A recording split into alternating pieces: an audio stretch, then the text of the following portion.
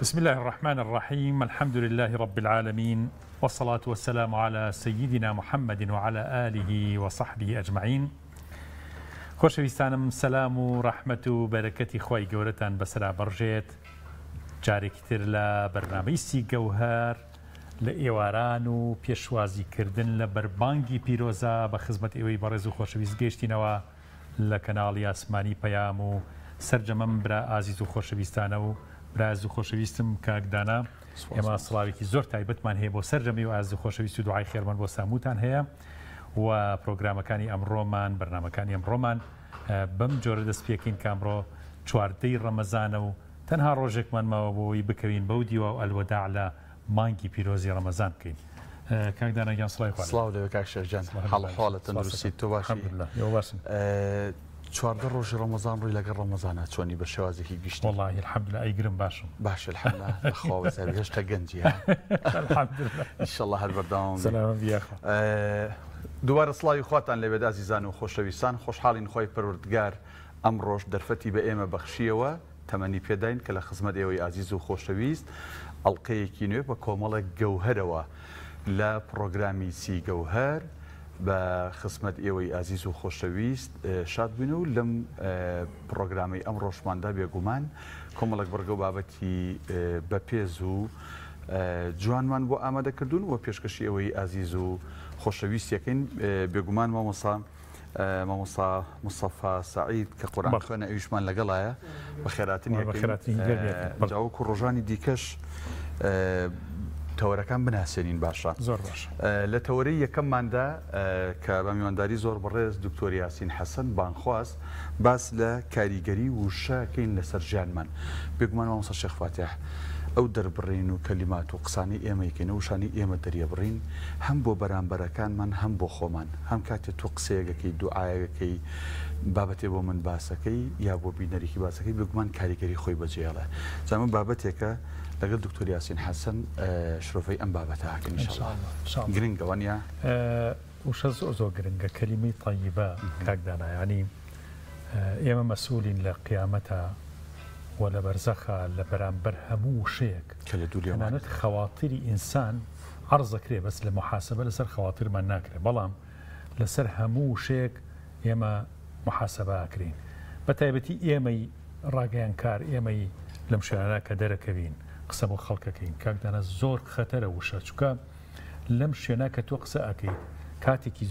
زۆری خەڵکە بین، ینی چەند کەس سەسەیریە ماکە ڕاستە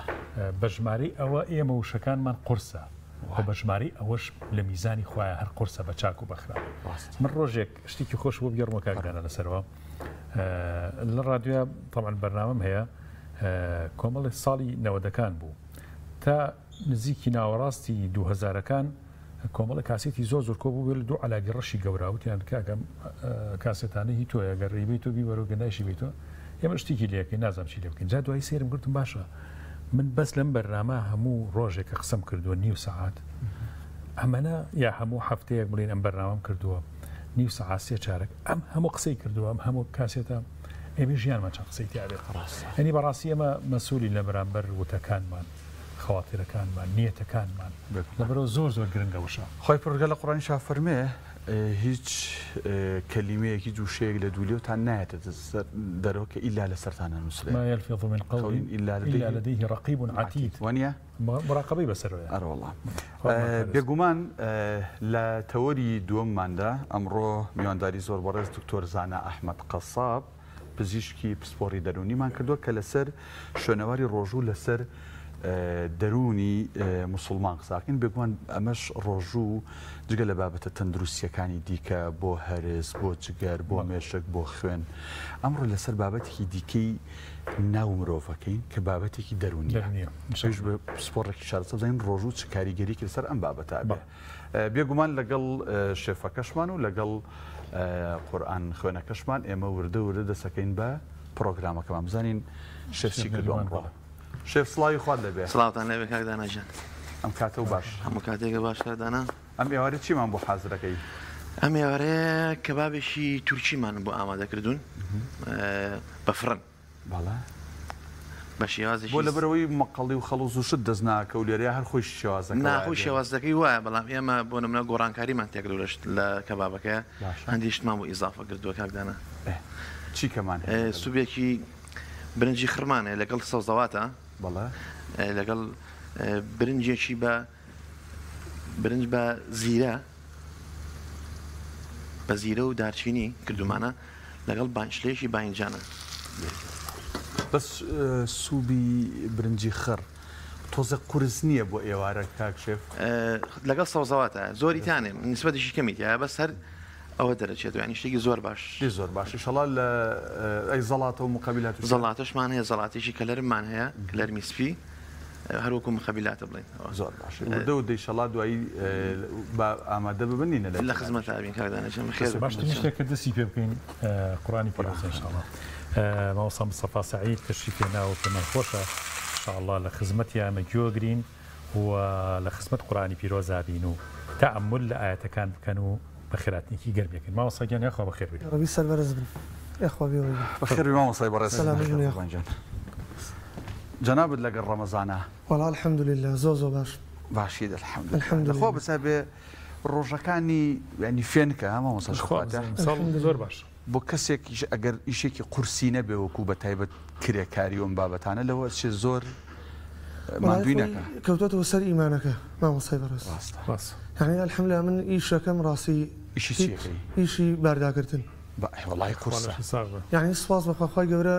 ئەو فەزڵی پێیاوم کە زۆر سهلە یا ربی خۆی گەورە الحەمدولله ئینشاءالله ڕۆژی تۆ بە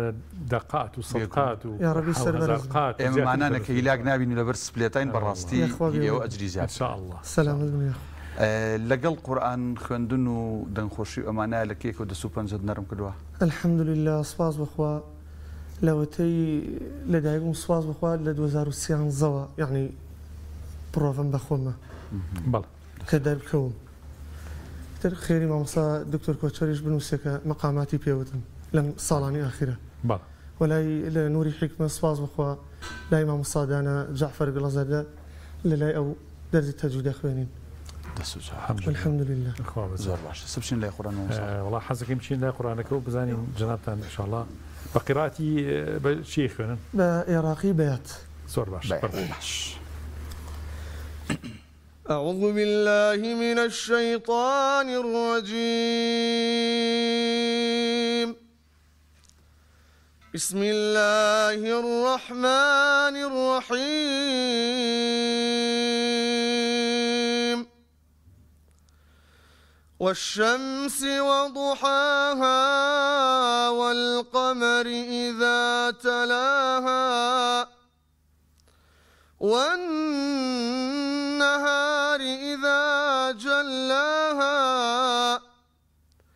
والليل إذا يغشاها والسماء وما بناها والأرض وما طحاها ونفس وما سواها فألهمها فجورها وتقواها قد أفلح من زكاها وقد خاب من دساها كذبت ثمود بطغواها إذ انبعث أشقاها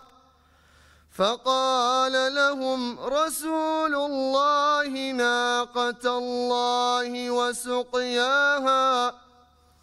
فكذبوه فعقروها فدمدم عليهم ربهم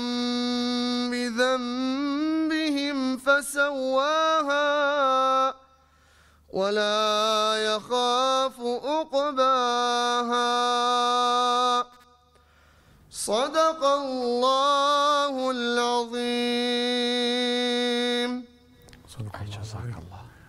خۆی گەورە جەزا باتەوە ئینشاءالله ماشاءالله سەوتی زۆر خۆش بوو لەگەڵەوەش هات تەبەقێکی بەرزی ژانی پڕ چەند شێواز و با بڵێن مەقام و یان تیلاوە ئەزانی جۆرمانەیە مامۆستای بەڕێز اینجا لەو حەوجۆرە من ڕاستی سەبا زۆرم حەز لێیە سەبا حەزینە حەزینە ڕاستە بەڵێ بە تایبەتی بۆ پێشمێژی عراقی زیاتر بە سەبای خوێنوە نیە عێراقی زیاتر بەیاتە اینجا بەیاتیەکە یعنی زۆر حەزینە یعنی وای لێەکەن کە سەرنجی بەرامبەر ڕاکەشن بۆ لای خۆیان ڕاستە ئەوەی مامۆستا شێخواتح لە پرسەکانیشە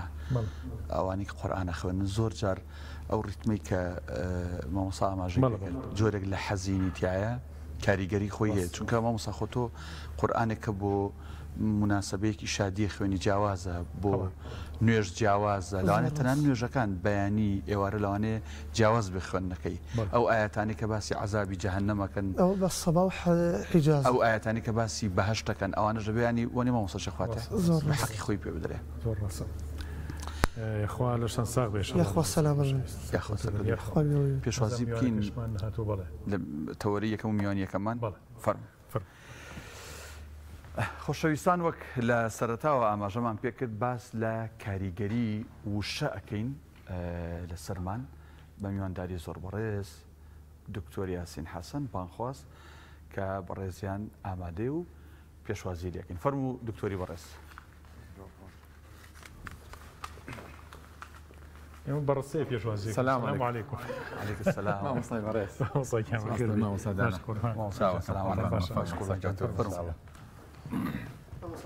مامۆستای بەڕێز چاوەکەم دەنگی خۆش دەمە خۆش سەرکەوتوبی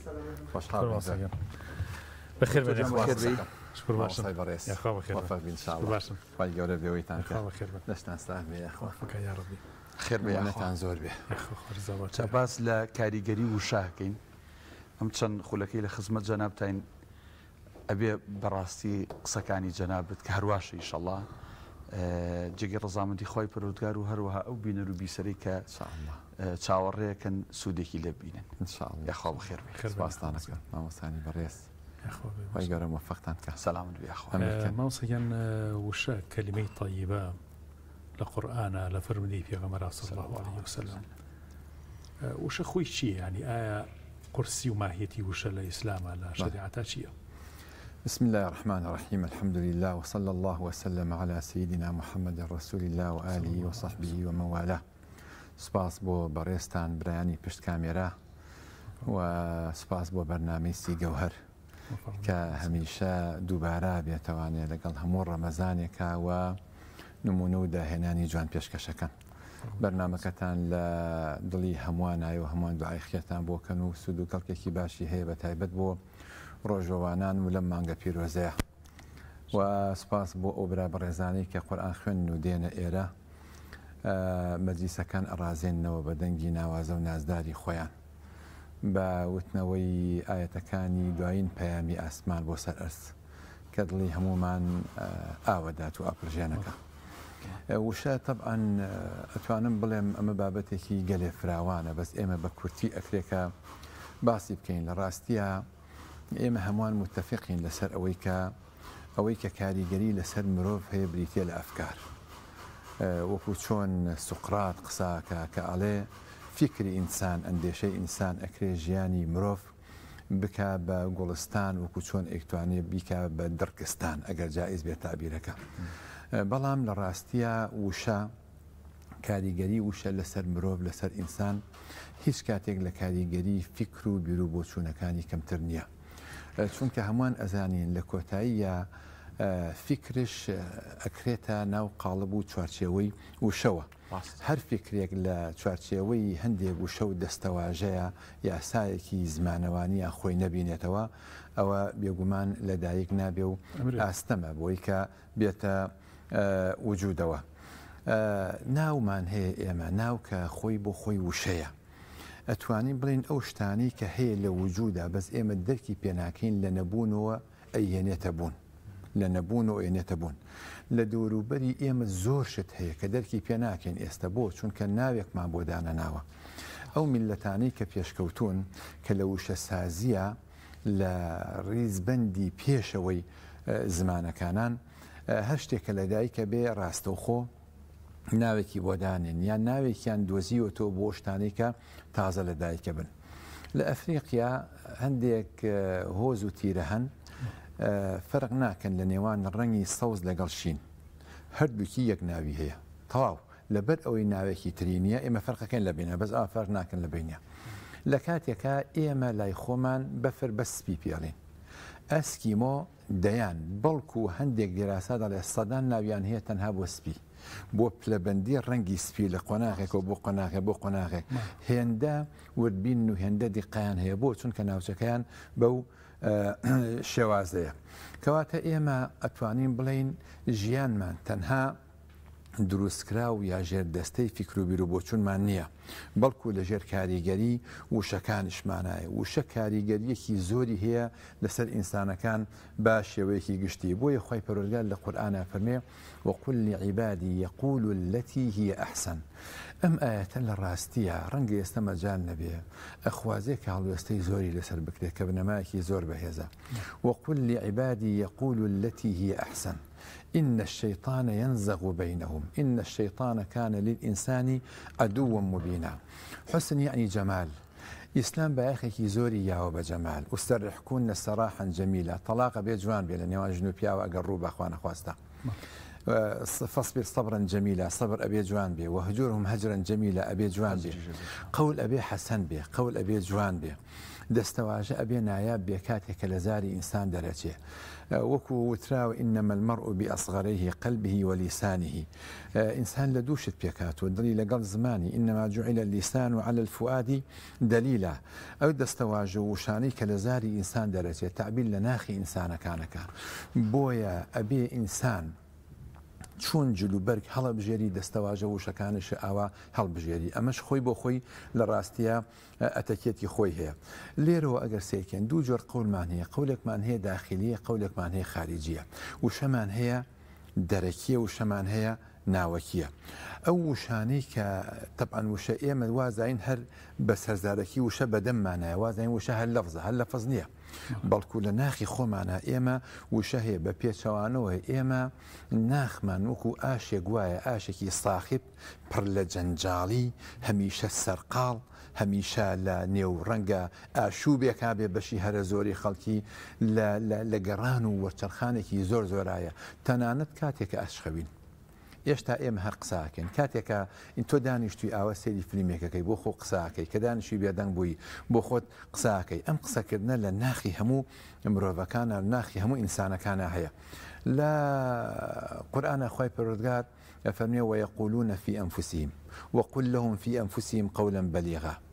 أم حسب الذين في قلوبهم مرض أن لن يخرج الله أضغانهم كالكوايا لناخي خوانا فأسرها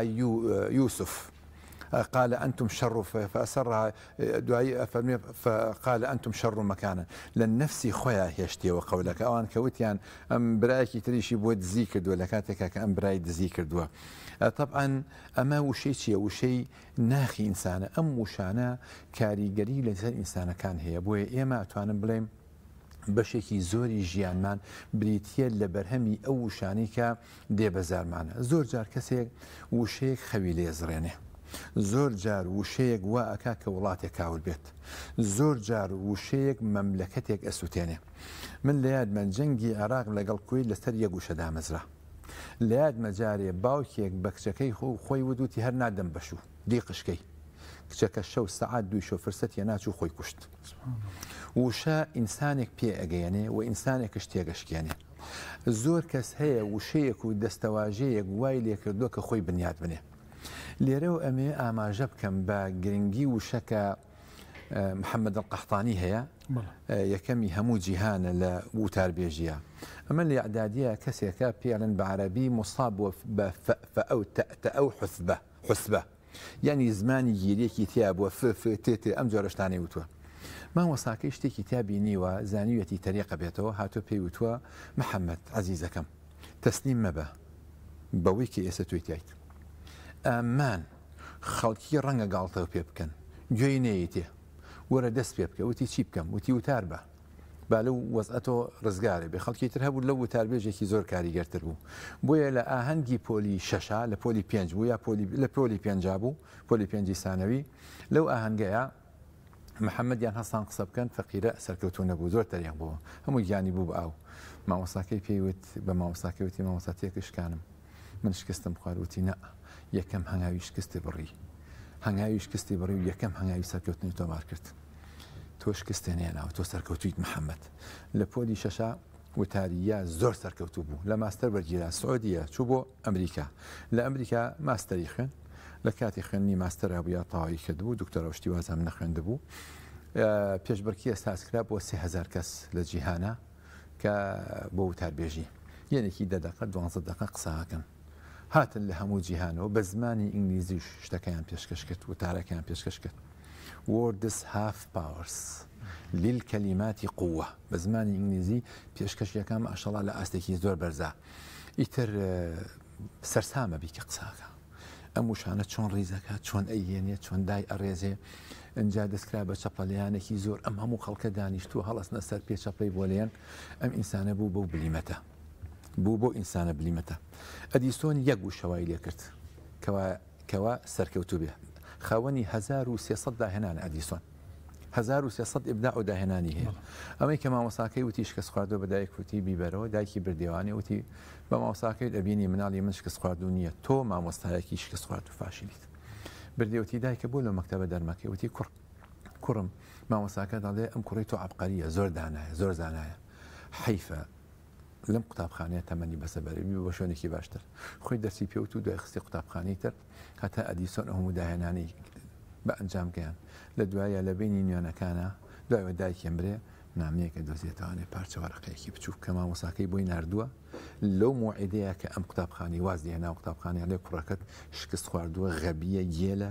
فاشیلە فەرمووەرە بیبەرەوە ئەنجا بۆی دەرەکەی دایکی چ دایکێ بۆ لە چه ئاستێکا بووە ئەڵێ دایکی محەممەدی کوڕی فاتح کە فەتحی قوستەنتینیە کردووە جارێکیان گریاوە دایکی بانگی کردووە چێتی توخوا شەرم نییە بۆ تۆ کە تۆ فەتحی قوستەنتینیاکەی تو ئەگریت هەر لە سەرەتاوە دایکی هێمایەکی شاری قوستەنتینیە بۆ دانابوو بۆی پەروەردەی بکا بۆ شێوازە ئیمامی بوخاری لە مەجلیسی مامۆساکەیە دانیشتە بوو تەمەنای ئەوەی خواست کەسێک هەبێ هەموو فەرمودەکە سەحیحەکانی پێغەمبەری خوا صلی الله علیه و سلم کۆکاتەوە بێگومان فەرمودەکانی هەموو کۆ کردەوە بۆیە وشە هێزی هەیە وتە کاریگەری هەیە ئەکرێ کەسێک نەخۆشخە ئەکرێ کەسێک بریندارکە جا لە عەرەبیە شعرەکەیەکە لە بەیتە شعرا لە جراحات السینانی لها التئام ولا يلتام ما جرح اللسان بۆیە وشە کاریگەری زۆری هەیە زۆر جار ئێمە وازانین لە قاموسەکانە وشەکان دەرێن ئێمە بەکاریانێنین بەڵام لە ڕاستیە بەشی هەرە زۆری ئەوەیە کە وشەکان ئێمە بەکارێنن بە یەک وشاتوانی کەسێک بکەیتە گریان بە یەک وشاتوانی کەسێک بخەیتە پێکەنین لە گریانەوە بە تەلەبەی ناوەندی بووم لە ناوەندی زانیاری و لە سلێمانی لای کارەباکە لە خوارەوە ئێمە لە ڕزگاری و بە پێ ئەچوین بۆ ئەوێ بۆ ئەو قوتابخانەیە کە ڕۆشتین لە ڕێگە سەیرمانکە ماڵێ دزی لێکراوە دزەکانیان ئێشتا نەگرتە بوو ئافرەتێک لە ماڵەوە بوو ئافرەتەکە شێت بوو تێکچوو بوو عقلی تێکچوو بوو لە ڕووی نەفسیە تێکچوو بوو لە دوایی وەزئی زۆر خراپ بوو لە خەسەخانەدایان نابوو هێشتا دزەکان نەگیرا بوو چونوتیان دزەکانمان کرد وتی تخوا یەکسەر چاک بووە یەکسەر چاک بوو بە یەک وشە بە یەک دەستەواژە بۆیە وشە کاریگەری زۆری هەیە لەسەر مرۆڤەکان لەسەر ئینسانەکان بە شێوەیەکی گشتی ئێمە وەکو ئەرزمکردن بەردەوام قساکەین و بەردەوام وشەکان ئێمە بەکارێنین بەڵام وشەکانی بە شێوەیەکی کاریگەرتر ئێمە بەکارێنین جاری وا هەیە کەسێک کە قسەیەکی لەگەڵاکرێ ئەڵێ ئەم وشەیە منی سووتان منی فەوتان منی لە ناو برد کارێکی ئاوای پێکردم لە یاد مامۆسایەک بۆی گەڕاینەوە جارێکی وتی لە سنە بووم وتی کەسێک لە ناو بازار قسەی پێوتم قسەیەکی کرد قسەکە وتی زۆر قورسش نەبوو بەس هەتا چوومە ماڵەوە بیرم لێ کردەوە کە بیرم لێ کردوی لە ماڵەوە دانیشتم سەعاتێ 2 سەعات جیاوازە وتی ڕەمەزانش بووتی بەخوا زۆر هێنام و بردم لە ناو خۆمە پێم قوڵ نەکرا گەڕامەوە بووی لە ناو بازارەکەی چووم یەخەم گرت و پەلامارمە ئەم شتێکە ئەو کاریگەریە زۆرەمان لەسەرەکە جەمە حاڵەتێکی نەفسی هەیە کە هۆرمۆنات دەرەیە ئینسان تووشی حاڵەتێک لە جەنجاڵی زۆر قورسە بێ مێشکی ئینسان لە تقریبان 170 ملیار خانە پێک هاتووە 170 ملیار خانە ئەم جەنجاڵی دروستەکە بۆیە هیچ ئینسانی لە ئینسانەکانی تر ناچێت لەبەرەوە ئەم ئینسانە خۆی ئەگەر سەبر بگرێ لەسەر ئەو قسەیە ئەتوانی بڵی ئەو قسەیەکی عابرەتێ پەڕێ و ئیتر کاریگەریە لەسەر من یا ئەمر یا زەید هیچ دروست ناکە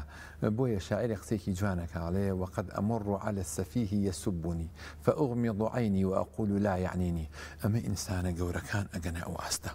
ئینسانە گەورەکان ئەوانەی کە ئالی دیکری خوای پەروەردگارن ئەگەنەوە ئاستە کە گوێ بە قسەی بەرامبەر نێن بەڵکو خاوەنی بەزەین بەرامبەر بۆ ئینسانانی کە وشەی نەشیا و بەکارێنن یا وشە کاریگەری زۆریان لەسەر دروست مامۆستایاسین معلومی لای جەنابتە قورئان بە دەرەجە یەک دوای ئەوەش فەرموودە بەڵام لە قورئانی پیرۆزە کەلیماتی وەکوڵی وشەسازیێکی زۆر تایبەتی تیاگەڵ مامۆستا شێخ فاتح نی خۆی پروردگار کاتێک ئەم وشانەی ڕیز کردو خۆت ینی شارەزای لە بوارە ئاینەکە ئەزانی هەندێک کەلیمە بۆ هەندێک بابەت بەکاراتوە مرادیفەکەی بۆ هەندێک بابەتی تر بکاتوە بۆ شوێ بەکار ناتوە مەبەست چییە لەوەی کە قورئانی پیرۆز خۆی پروردگار ئەو کەلامی خۆی جوانترین و باشترین و کاریگەرترین وشەکانی لە قورئانی پیرۆزە هەڵبژاردووە بەڵێ خۆی قورئان لە ڕاستیە ئەو کەسێک کە بە تەدەببوڕەوەی خوێنێتەوە کە بیل مناسبە لەم ڕەمەزانەیە حەقێمە ئاماژە بۆ بکەین ئەوانەی کە ختمی قورئانەکەن پێویستە بە تەدەببرەوە بخوێنەوە هەڵپەی زوو تەواوکردنیان نەبێ بە تایبەت ئەوانەی کە تی ئەگەن قورئان هەموو دەستەواژەیەکی یاسایە قورئان هاتووە توێن بڵێ دستور زۆر گەورەترە قورئان بەرنامەی گردونیە قورئان بریتیە لە گردونێکی خوێنداوەک و گردون بریتیە لە قورئانێکی بینراو قورئان بریتیە لە گردونێکی خوێنداوە و گردون بریتیە لە قورئانێکی بینراو بۆیە هەموو قورئان هەموو دەستەواژەیەکی حکمتێکی تایە بڕۆ سێریکە سەدان و هەزاران بنەما و یاسای گرنگ لە قورئانە دەستەبەرەکەیت و دەستێخی یاسای بۆ نمونەوە لا یحیق المەکر السەیء إلا بأهله سێری کە یاسای ستەم و ستەمکاران سێری کە یاسای ئیمان و ئیمانداران سێری کە یاسای گوناه و ذنوب و مەعاسی و ئەو سێری یاسای ئیبتیلاکە سێری یاسا و قانونەکانی تەغییرکە لەبەروی قورئان بۆ ژیانی بەشەریەت هاتووە یاسایەکە نەک بۆ مرۆڤ بۆ هەموو گردون هەموو بگردونی لەسەر بنیاد نراوە بۆیە قورئان ئەو وشە جوانانەی هێناوە جگە لەوەش ئەگەر بڕوانین بۆ قورئان لە سەرەتاوە هەتا کۆتایی هیچ مەکە بەس بێ خوێنەرەوانێ بیە دەست ئینسانێک کە مسلمانش نەبێ بەس بە ئینساف بۆی بڕوانێ ئینسانێک پەروەرداکە کە وەلی خوای پەروەردگار بێ هەر ئینسانێک بە ئینساف بڕوانێ بۆ قورئان لەو سەر وەلی خوای لێ دەرەچێ لە بواری پەروەردەیە لە بواری مامەڵەیە لە بواری تیجارەتە لە بواری هەڵسوکەوتە لەگەڵ هاوڕێیە لەگەڵ دایک و باوکە لە بواری ئیثارە لە بواری ئەخلاقە کە ئەخلاق ئێستا پێگەیەکی قورئان یەک لە سەرسەی قورئان بریتە لە ئەخلاق مامەڵەکردنی ئەخلاقی لە هەموو بوارەکانە کە ئێستا ئەخلاق ئێمە قسەی لەکەین زۆر بە ئاڕۆزی لە ئەوروپاوە قسەی لەسەرەکرێ ئەخلاق تەنها هەندێشن نییە پاک و خاوێنی ئەخلاقە پاراستنی ئەمانەت ئەخلاقە پابندبوون بە موعید و ئەخلاقە ئیتقانی عمل و بەسەر ڕێک بە ئەنجام گەیاندنی ئەو کاری کە پێویست پێراوە ئەمە بریتە لە ئەخلاق بۆیە قورئان لەبەر ئەوە یاسایەکی گردونیە لەبەر ئەوەی بە هەمیشەیی و بە نەمری ئەمێنێتەوە قورئانی پیرۆز دەستەواژە و هەروەها وشەگەلێکی زۆر جوانی بەکارهێناوە جگە لەوەش ئێمە قورئان قیرائاتمان هەیە جاری وهەیە تەفسیراتی مختەلیفمان هەیە بۆ هەندێک سەردەم لە ڕێی قیرائاتەوە هەندێک تەفسیرمان دەست ئەکەوێت کە لە ڕەنگە لە قیرای حەفسا دەستمان نەکەوێت بۆیە قورئان بۆ شێوەیە ئەو شتانەی هێناوە بەکارهێناوە مامۆستایان بەنسبەت مانگی ڕەمەزان بەڵێ ئەو تا پیانسان فەرمێ ئەگەر کەسێک بەرامبەرتان وەسایەوە قسەیەکی کرد تۆ بڵێ من بەڕۆژوو یعنی کەواتە ڕەمەزان هەندانێکی زۆر باشی تایە بۆەوەی کە ئینسان فێر ببێت کە چ کەلیمەیە بەکارێنێ وەچی ناڵێت یا کەم دوو بێت کەم دوو بۆ مانایی کە وشەکانی بژێ جا من با نمونەیەک عەرزی جەناب بکەم پیاوێکە بوو ئەوت بیرخستمەوە جەنابەت لە ساڵەکانی هەشتاکان کۆتایی هەشتاکان پێکی زۆر ساڵا بوو تەمەنی زۆر بوو شەحەومینی ناو بە خەڵکی تەکیە بوو تەکیە خەرداق ئەم پیاوە سەلام نەخێنوار بوو سەلام لێ بکردە ڕەنگە مدەتێکی چەند سانەیەکی پێچ و ئینجایی و عەلەیکم السەلام و ڕەحمەت الله یان و باشە خۆشی حەمین ئەمە سەلام جوابدانەکەی ئاسان یعنی شتێک تی ئەبێ هەموو کەلیمەی بیج و ئینجا جوابی بیتەوە ئینجا قسە بکەیت چونکە ئەم کەلیمانە هەمووی لەسەرمانەکەوێت بەس وایە شریعەت بەگشتی و مامۆسایان لە قەدیم و هەتا ئێستا ئەم فەرمودانیان زۆر جوان بۆ خەڵک باس کردو کە خەڵک زۆر ئاگای لە زمانی بێ زۆر ئاگای لە وشەی بێ زۆر ئاگادار بێکە ینی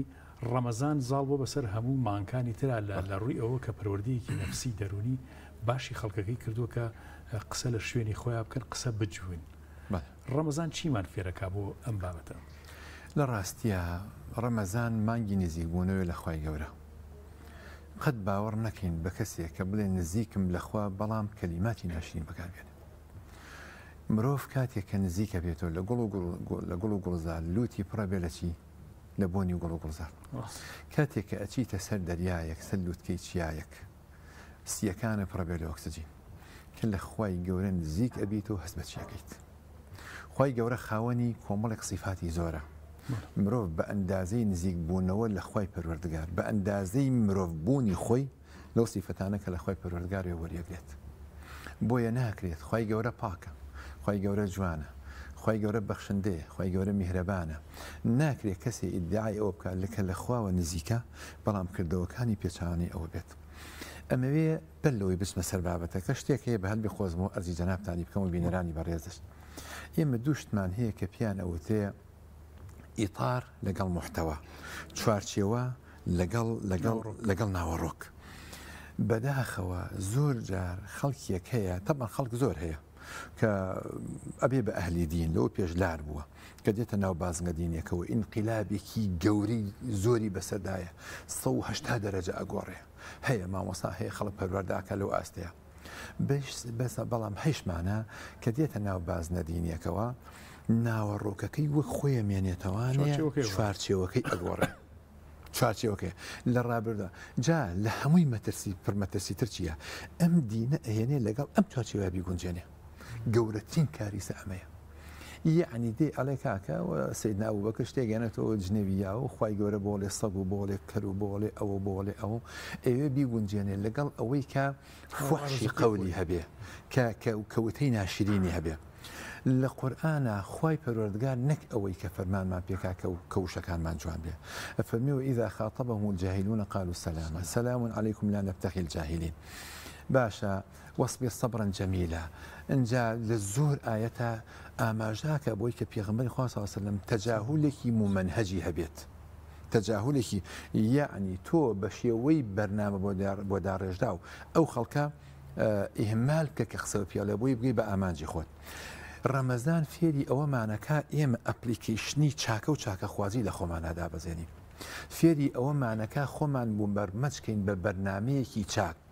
باز لە هەندێک کەس ئەکرێ ئەوەندە یادی خوا ئەکەن تەنان لە کاتی خەویشە ئەڵڵایانە لا ئیرادی وای لێ هاتووە هەموو ژیانی هەموو زمانی بۆ بچی بۆ بە ذیکر و یادی خوای پەروەردگار سێریکە من بە ئاەتێک وەڵامی ئەوی جەنابتێمەوە جا بزانە چەند گرنگە لە قورئانە خوای پەروەردگارە فەرمێوی إذ أخذنا ميثاق بني إسرائيل لا تعبدون إلا الله وبالوالدين إحسانا هتا كوتاي آياتك انجا فرميتي وقولوا للناس حسنا دعاء أو فرمي وأقيموا الصلاة وآتوا الزكاة وأقيموا الصلاة ميثاق حسن قول لبيج ميثاقي إقامة الصلاة وإيتاء الزكاة لبيج ميثاقي أويا جا سيري كتشن جرنجا إما دو جور بيوندي مانيا بيونديك مانيا لقال خوي پروردگارا آمانج لي رازبونوي بيوندي مانا لقال خلقا كما ماليه فهلو هارسو كوتا پێغەمبەری خوا صلی الله علیه و سلم وتێکی ناشرین لە زمانی دەرنەچووە بەرامبەر بە هیچ ئینسانێ لە مرۆڤێکی نەیاوە ستەمی لە ئینسانێک نەکردووە ئێمە کە ئیدعای ئەوەکەین کە شوێنکەوتەی ئەو پێغەمبەر عەلەیهی سڵات وسەلام لە چی ئاچینەوە سەر پێغەمبەری خوا صلی الله علیه و سلم بۆیە لە کاتی ڕەمەزانە ئینسان نابێ وشەی ناشرین لە زاری دەرچێت بە هیچ جۆرێ بە ڕۆژبوون نەکاتە پاساوە بەڵکو بە پێچەوانەوە ئەبێ بە ڕۆژبوون وامان لێکا لە ڕابردووە ئەگەر هەندێ وشە و وتە و دەستەواژەی نەشیا و بە زەرمانە هاتووە یا لە دڵمانە بوو ئەوەش نەمێنێ ئەوەندە یادی خۆی ئەو وشانەی لە یادی خۆ بۆچی گرنگە نووسەرێکی نووسەرێکی ئەمریکیە ئیسپاتی کردووە ئەڵێ هەر دەستەواژەیەک تۆ زۆر دووبارێکێتەوە کاریگەری لەسەر تۆ بێت وشەی سەلام ئاشتی بەکە سێ شەڕەنگێزە بەکاری بێنێ بەکاری بێنێ ئەم شەو دەستەواژەیە ئەبێ بەکەش ئەگەر شەڕەنگێز بێ بە کەسێکی ئاشتی خواست هەستەکان خەڵکیەک لە ناو خۆیانە یعنی گەورەترین شت ئەوەیە کە ئینسان هەست بە ئەمنێکی داخلی خۆی بکە هەست بە ئاشتەوایەکی نێو ناخی خۆمان بکەین پێغەمبەران عەلەیهیمو سەڵات وەسەلام ئاوا بوون بڕوانن ئەوانەی کە زۆر سەرکەوتون لە ژیانە ئەوانەی گەشتون لوتکە لە ژیانە ئەوانن کە ئاشتەواییکیان هەیە لەگەڵ ناخی خۆیانە کاتێک کە خێرێک ئەبینن تەمەنایەکەن بۆ خەڵکی حەز ئەکەن تەنها خۆیان پیاو نەبن خەڵکیش پیاو بێ کاتێک قومێ ئاویان بەدەستەوەیە چۆن حەزەکە خۆی قومە ئاوەکە بخواتەوە ويؤثرون على أنفسهم ولو كان بهم خصاصة حەزەکە بەرامبەرەکەشی لێ بخوا کاتێک کە ئەڕوا بەلای خانوویەکە دوعای خێرەکە بۆ خاوەنی خانووەکە بەلای سیارەیەکی جوانە ناشی ناسێ دو هەر کەسێ بێ هەر ئینسانە بێ دوعایەکی خێری بۆکە لەبەر ئەوە ئێمە ئەم ناخە ئەو یادە زۆر گرنگکە کە ئێمە بەردەوام بین لەسەر چی لەسەر دووبارەکردنەوە و دووپاتکردنەوەی ذیکر و یادی خوای پەروەردگار تا وای لێبێ کوردەواری خۆماڵێ ئەبێ بە ئاودۆ لەسەر زار بۆی ناخمان ئاوەدان بێ جا ئەو جار ئەگەر قسەشی پێ بوو تێتە وەڵامی خەڵک نایێتەوە ئیذا خاطبهم الجاهلون قالوا سلاما لەبەر ئەوە پێغەمبەری خوا صلی الله علیه وسلم لە مانگی پیرۆزی ڕەمەزانە کە ئەفەرمێ ئیذا سابه أحد أو شاتمه فليقل إني صائم بابل من بروجو مانجي بيروزي رمضان كمانجي يا خو خاوين كدنوي جورتين وانا لرمضان اتيا بديتي لازادبون لكويلاتي بو عواطفي خوما نصوش به بله عفو دكتور باسی ئەو ژەکەین کە هەندێک لە عابیدان باز لەوەکەن ئەڵێن خۆی گەورم لێ ڕازی بێ هەموو دنیا دوژمنم بێ کێشەم نییە ئەو بە دیوێکە زۆر جار خەڵک بە خراپ تەفسیری و بابەتەکە بەڵام حەزەکەم ئێمەش و بینەران و بیسەرانی تۆزێکە جۆمان لە قورئانی پیرۆز بێ دڵەکانمان پارە بێ بە دەنگی مامۆستا مستەفا مامۆستا جان چەند ئاەتی کەمان بۆ بخوێنی سواز دەکەین. أعوذ بالله من الشيطان الرجيم بسم الله الرحمن الرحيم الرحمن علم القرآن خلق الإنسان علمه البيان الشمس والقمر بحسبان والنجم والشجر يسجدان والسماء رفعها ووضع الميزان ألا تطغوا في الميزان وأقيموا الوزن بالقسط ولا تخسروا الميزان والأرض وضعها للأنام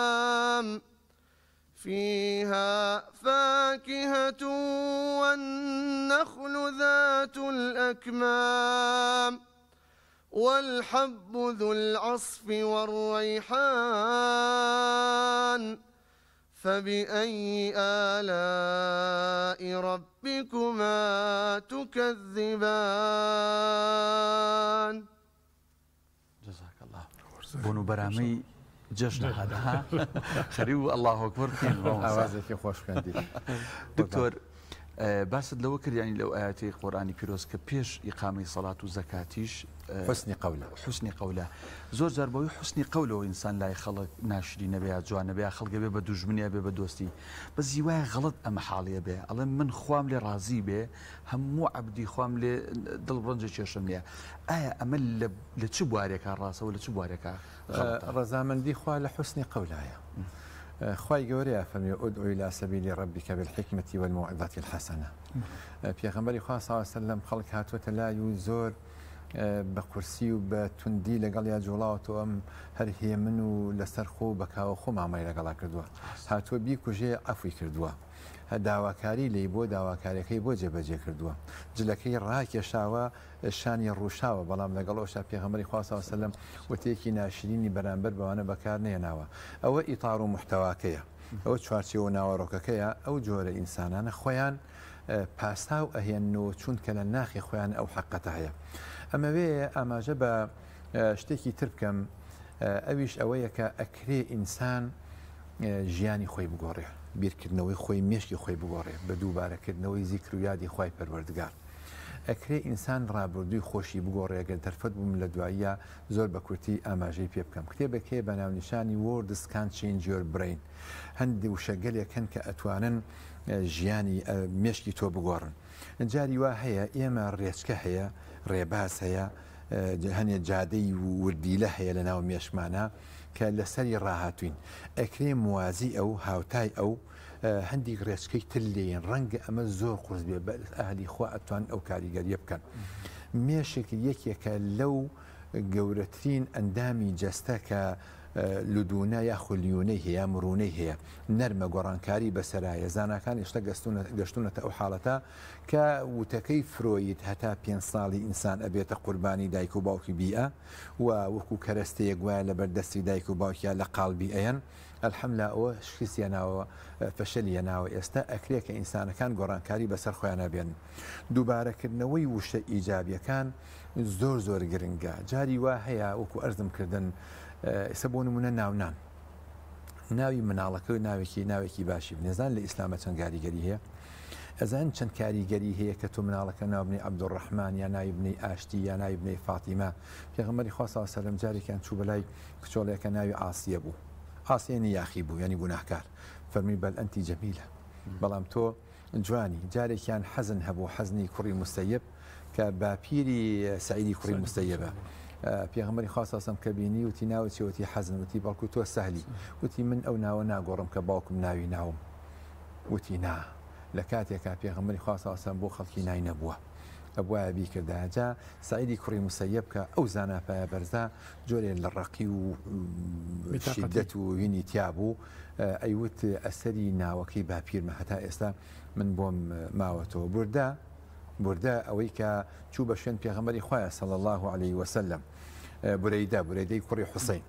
چوو بە شوێن پێغەمبەر ئاساسن بۆیە 100 وشتر لە عەرەب لە قوڕیش وەربگرێ لە کاتی هیجرەتە. چوو لە دوایە فعلا پێغەمبەر و ئانی بێن سەڵات وسلام لەگەڵ ئەو بەکرا. وتی ناوت چییە؟ وتی ناوم بورەیدەیە.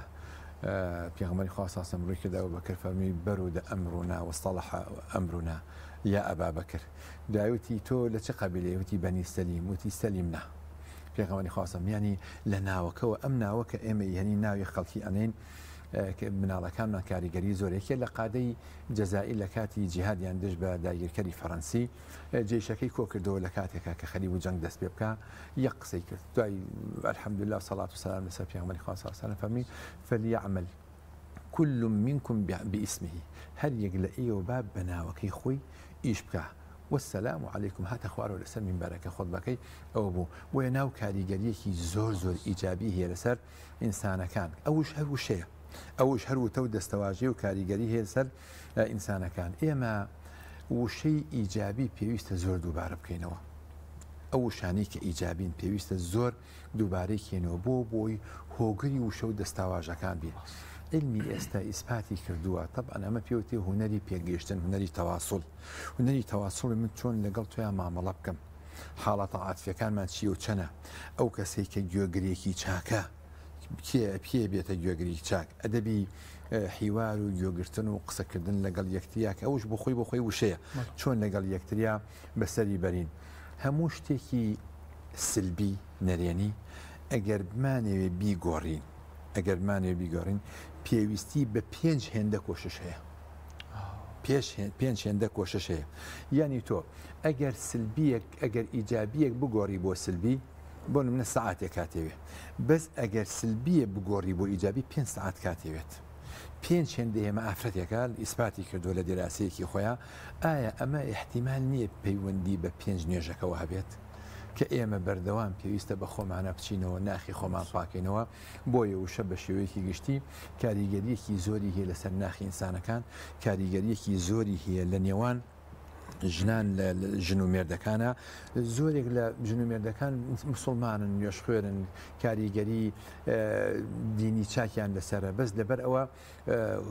هوەری پێکگەیشتن بەکارهێنانی مەلامیح و دەست و چونکە وشە تەنها ئەمە نیە لە زارمان دەرەچێ ئاماژەکانش خۆی بۆ خۆی وشەیە جاری وا هەیە تۆ لەگەڵ کەسێکان مامەڵاکە یا کەسێک لەگەڵ کەسێکان مامەڵاکە شتەیە بەزاریە ئەم ئینسانە ئەوە 20 ساڵە پێکەوە نهێنیە کەشفەکە بۆ دەرەکوێت کە 30 ساڵە ئەم ئینسانە خاین بۆ بەرامبەر بە تۆ کە 30 ساڵە ئەم ئینسانە دوشمن بۆ ناحەز بۆ بەرامبەر بە تۆ بۆ چونکە ئەم وشەیە کە ئەوتوێتی تەفسیری ڕووداوێک ئەکا کە 20 ساڵە تۆ وێڵی بە دوایە نازانی ئەم ڕووداوە چۆن ڕوویداوە بەڵام لە میانە یەک کەلیمەوە نهێنێکی زۆر گەورە ئاشکراکە کەواتە ئێمە خی گەورە فەرمێ وقل لعبادي يقولوا التي هي أحسن ومن أحسن من الله قيلا ومن أحسن من الله حديثا وقولوا للناس حسنا پیغمبری خوا صلی الله علیه و سلم لدهیان فرمودەیە ئەمە ژەبەواکەکە و شەو و تەو دەستەواژەی باش و چاک و جوان بێ بەزارمانە بەتایبەت لە کاتی سوحبەتە بەناوی سوحبەتەوە خەڵکی زۆریان لە یەکتری نیگەرانە بن ئەو شەو دەستەواژانە ولا تلمیزوا أنفسكم ولا تنابزوا بالألقاب بئس الاسم الفسوق بعد الإيمان ئەمانە بەزارمانانەیە لە مانگی پیرۆزی ڕەمەزانە ئێمە مڕاجعەیەکی خۆمان بکەینەوە زیکر و یادی خوای پەروەردگار زۆر بکەین بە جۆرێکە خۆمان موبەرمەچکەین خۆمان داڕێژین ناخمان کە ئۆتۆماتیکیان و شەو و تەو دەستەواژەی ئیجابی بەزارمان ماوەسا تاوانم باسە زۆر قوڵە بەڕاستی زۆر ڕواتایە خۆش زەبەت و یا ڕەبی کاتێکە لە سەردەمی پێغەمبەر صلی الله عليه وسلم ئەو ئاەتەدا ئاماژێت فلا رفث ولا فسوق ولا جدال في الحج چونکە حەج قەرەباڵغیەکە کە ئەو کاتە مسلمانان بە غێری حەج ئەو قەرەباڵغی دروست نەبووە لەو قەرەباڵغیشە وەلەو کان پێغەمبەر صلی الله عليه وسلم لە ناویان نەبووە وەلەو کان تابعین و ئەصحاب دوای ئەوان هاتوون بەڵام مەجالی ئەوە بۆ کە ئارایی جیاواز لەناو مسلمانانە هەبێ جێلال دروست بێت منافەسە دروست بێت و مشکلە دروست بێت ئەمڕۆ زۆر بازنەکە فراوان بوو هەر لەژێر ڕۆشنایی ئەو ئاەتە مبارەکە کە جیدالێکی زۆر لەناو مسلمانانە هەیە گەشتە حەدی تەکفیر و تەفسیق و تەمزیقی ناو مجتەمع و کۆمەڵگا چۆن ئێمە لە وشە بەڕاستی وشەی خراپ دوورکەوینەوە تا ئەم ماهیەتە ئەم حاڵەتە ترسناکە لە ناو مسلمانانە کەس بێت و نەمێنێت لە ڕاستیە ئەمە جێگەی تێڕامانە ومای خەفەتێکی گەورەیە هەمووشمان زۆر جا بیری لەکەینەوە ئەم قسە سلبیانە بۆ لە کاتێکە ئێمە شوێنکەوتەی قورئانی ئەم قسە سلبیانە بۆ لە کاتێکە ئێمە لە مانگی پیرۆزی ڕەمەزانە ئەم هەموو فتووە جۆرا و جۆرە بۆ لە کاتێکە خەڵکێک ڕەنگە نەتوانێت بە دروستی حەدیثێکی پێغەمبەری خوا صلی الله علیه و سلم بخوێنێتەوە کەی مافی بانخوازێکە وانە بێژێکە لە پەیجی خۆی و لەسەر تەلەڤیزیۆنێ فتوا دەرکا بۆ خەڵکی لە کاتێکە بە قورئان ئاشنا نییە ناتوانێت قورئان بە باشی بە چاکی بخوێنێتەوە ئەمە مای نیگەرانیە لە کاتێکە کە بانخوازێ حەز بە شەماتە و حەز بە شکستی بانخوازە براکەی خۆی بکات زۆر مایی تێڕامان و مای نیگەرانیە مامۆستانی بەڕێز ڕاستێکی ئەوەیە هەر کەسێک سادق بێ ئەمە جەوهەری قەزیەکەیە هەر کەسێک سادق بێ لە ئیمانیە ئۆتۆماتیکیەن بەرهەمی ئیمانە بینێ وەکو ئەرزم کردن کەسێ پرۆتین بخوا بەرهەمی پرۆتین لە جەستەیە دەرەکەوێت ڤیتامین دەرناکەوێت کاربۆهیدرات دەرناکەوێت کەسێک کە ئیمان هەزمکە کەسێ ڕازگۆ بێ لەگەڵ ئەو ئیمانەیە کەسێک چرکەساتی ڕازگۆیی پەروەردەی بکات چرکەساتی ڕازگۆیی حاڵەتەکەی سەیدنا یوسفە کاتێکە شۆخ و شەنگترین ئافرەت دێتە پێشی بۆی کاری خراپەی لەگەڵکە ئەڵێ ئینی ئەخاف الله هەر کەسێک هەر گەنجێکش ئەوە دووبارە بکاتوانێ ئەوەی سەیدنا یوسفە چرکەساتی ڕازگۆیی ئەوەیە کە تۆ محتاجیت فەقیریت هەژاریت سەرۆت و سامانی زۆری کەسێ لەبەردەستا بەڵام دەستی بۆ نابێت ئەوەیە کە کاتێکە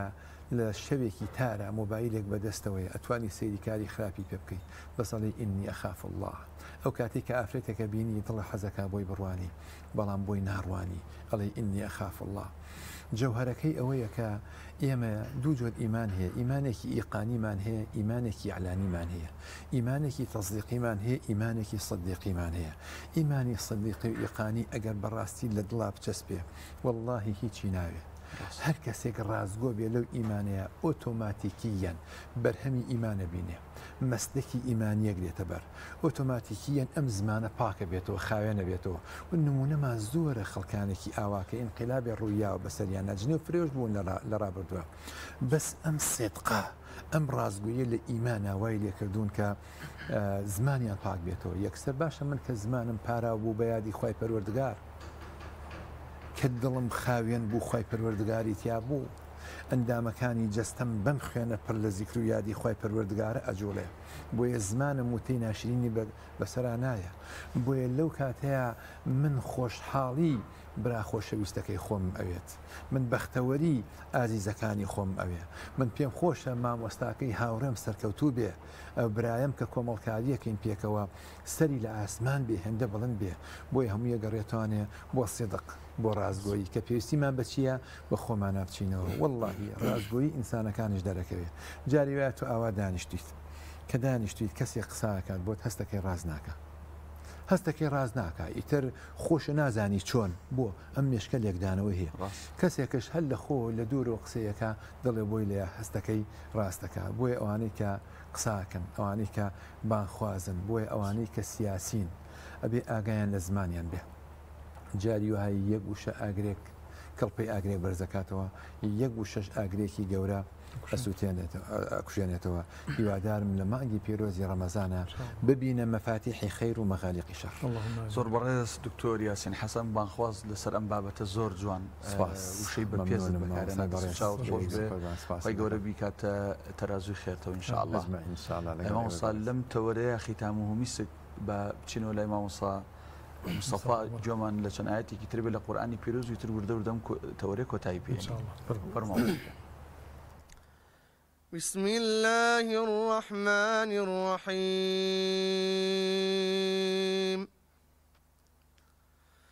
أرأيت الذي يكذب بالدين فذلك الذي يدع اليتيم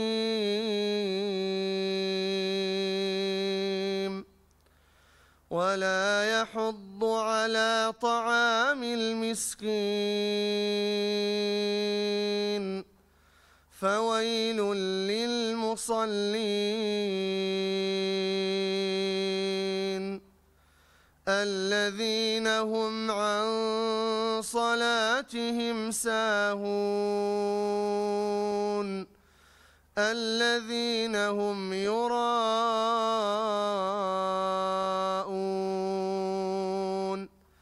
ويمنعون الماعون جزاك الله خۆشەویستان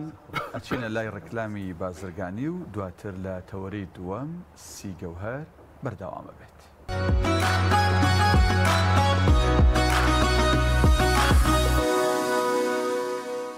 خۆشەویستان جارێتتر گەڕاینەوە لای ئێوە یازدوو خۆشەویست هەزاران جار سەلام و ڕەحمەت و بەرەکەتی خواتان لێبێت و لە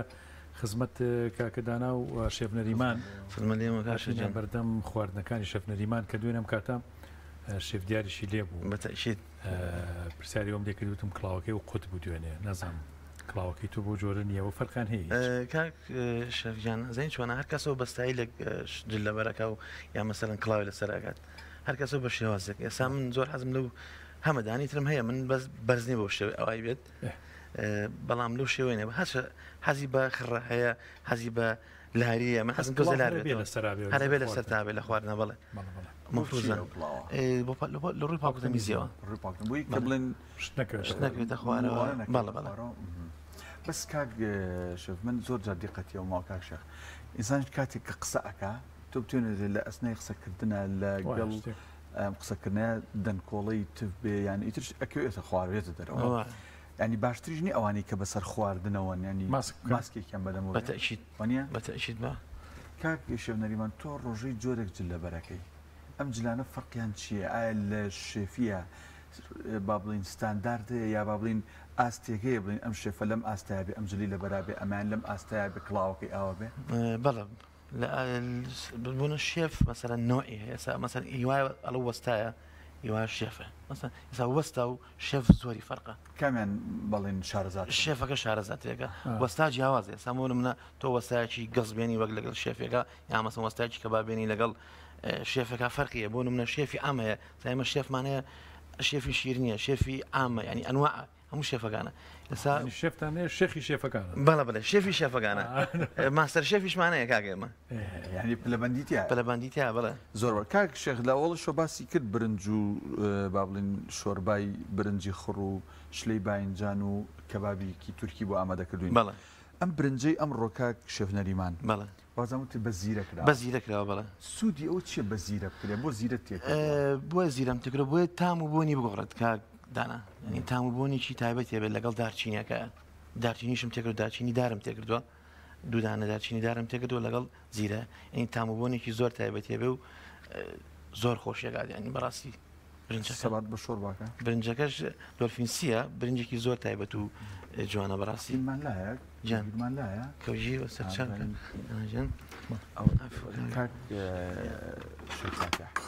زۆر جار بینی ومە ئەوە باسەکەن ئەڵێن ئەمە نازان بەفرە بارەوە بەفرە بارێ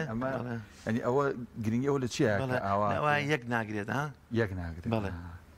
ئەو برنجێکی گر ئەونی شاسی زۆر ئەونی شاسی زۆرە بەڵێ بەتەکی ئەمە ڕەنگیشی سپینیە گۆڕا بەڵێ ئیزیرەکەی بەڵێ ئیزیرەکەیە ئەگەر تۆپەڵیش بێ ئەوە ئاوەکەی هەڵنشتنیوانە ئەگەر تۆپەڵیش بێ و ئاوی زۆرە ینی ئاوەکەشی بەتەواوی هەڵنەژیوە برنجیان پێ لێ نای ئەو تۆپەڵ بێ و وڵا بەستر وردە لە خەریکە فێرە بی نەزانانی ئەبێ فێربی نەوەڵ هێر کۆڕۆ نەزانم کار بەسێل کەڕۆن یەکنەوەیشی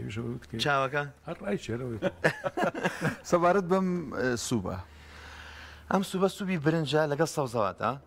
سوودێکی زۆر باشیە بەڕاستی ئەمە برنجی خڕە بە برنجی خڕ لێمانەوە پەتاتەمان بەکارهێناوە جێزەرمان بەکارهێناوەتە لەگەڵ کوولەکەیە هەروە بێتەوە بیبەری ئەلوان کاک شێخ ئەکرێ برنجیش بخۆین و سوبەکەش هەر برنج بێ نیسبەتیشی کەمی تایە کاک نیسبەتیش کەمی نیسکیتیاوە نیە نیسکیتیانێنە نیسکیتیان سەوزەواتە بەڵێ شلەی باینجانە شلەی باینجانە بەڵێ باینجان و کوولەکە تێکەڵاوە کاک دانا ئەم بڵێن ئەم باینجانەکە من لێم ناوە بە شێوازێکی تورکی لێم ناوە بە شێوازێکی تورکی لێم ناوە بیبەری ئەلوانم تێکردووە لەگەڵ بیبەری سەوزە فەرقی چییە لای خۆمان ئەمە تورکی لای خۆمان تونە بڵێن تورکیا تونە بەڵام ئەمە مەسەرەن کە تۆی خۆمان دروستەکەی تو نییە ئەمە تونێکی تا و بیبەری ئەلوانیشتا لای خۆمان بۆ منە کلکەکەی بۆ زیاگەن ئەم کلکی باینجانەکەی تێگەن ئەمە کلکیتیان ئەو کلکە زۆر خۆشە جاناس شەڕ بوو لە سەیری ئەگەر بیتان بێ بس ینی هەر ئەوەنە کوولەکەی ئین چی پێڵان بیبەری ئەلوانی تێک من لەگەڵ تەماتی خڕ بەڵێ ئێترە بێ بە تورکیەمە بەڵێ هەروە بە ئاسانی ئەی زەڵاتەکەمان چی زەڵاتێکی کەلەرمان مخەبیلاتێکی کەلەرمان هەیە کەلەر میسپی بە کشمیش و جەزەرە لەگەڵ مانوسە بۆ شێوازەش ڕازانومانێتەوە و لەگەڵ میوەیەکی ڕازانەوە کەبابەکەشمان لە فرنەکەی دەری بێن بەزین سێرێکی بکەین و کامێرە بیبینەوە کاک شێخوات لە تاوابوو نامژ ئیشەڵا بە ئیزنێکۆ جاتواڵی چی پێشتر بیشکێنین و بیخۆین واڵێ تاوابوو خەریکە تاوا بێت کەبابەکەشمان بەم شێوازەیە جا دوایی ئەمە ڕازانەوەشی بۆکەین تەماتە و شتێکەکەین سەر دو 20 دقیقتر ئەمە پێگاتەکەی چێکات ئەمە قیمەمان هەیە ئێمە قیمەیە پیازە بیبەرە بۆی ئەڕنیت لەگەڵ سیرە لەگەڵ پەتاتەیە و خارچکمان بۆ ئیزافە بەڵێ سیریشدا خارچکیشمان بۆ ئیزافە کردو ئێمە لە ژێرە قاتێ خارچکمان داناوە ژێری قیمەکە قاتی خارچک قاتێ پەتاتەیە قاتێ پیازە کاتی سەری سەرەوە قاتی سەری سەرەوە قیمەیە ئەمە پێڵن کەبابی تورکی بەڵام خۆم شێوازەکەی بەم بەو شێوەی دروست ناکرێت بەم شێوازە دروستە بەڵام چێ خۆم چیم بۆ زیاد کردووە پەتاتەکەم بۆ زیاد کردووە لەگەڵ قارچەکەیە قیمەکەم کردەوە سەر ناخر ئەوە تامی خۆشترە و چێژ بەخشتر بێت زیاتر ئەمە بۆ چەند کەسە کاکدانا زیادەمە و پرسیارانەکە تقریبا بۆ 1 2 3 4 5 6 7 بۆ 8 نەفرێکە بێت تقریبا بزن هەر بەشەو بۆ نەفرێکە توانی دانیەوەی لەگەڵ برنجەکەی لەگەڵ برنجەکە بڵێ زۆر باش دەستان خۆش بێخوا ئەمە ئینشەڵا لە کۆتایی بەرنامەی لە خزمەتتانابین کاردانەجان بەخێر پێویستی کرد لەگەڵ دکتۆر زاناش بزانین خواردن لە دەرونی ژماوە شەخواتە پێویستی کرد اینەوە خزمەتەگەنە لە کۆتایی بەرنامەی نۆرای لە خزمەتتانابین کاردانەجان بەخێر بن سەرچاو باڕین فەرموون بەخێر بن سەرچاو کاشەجان لەشە ساغ بێخوا بەخێر بێن سەرچاو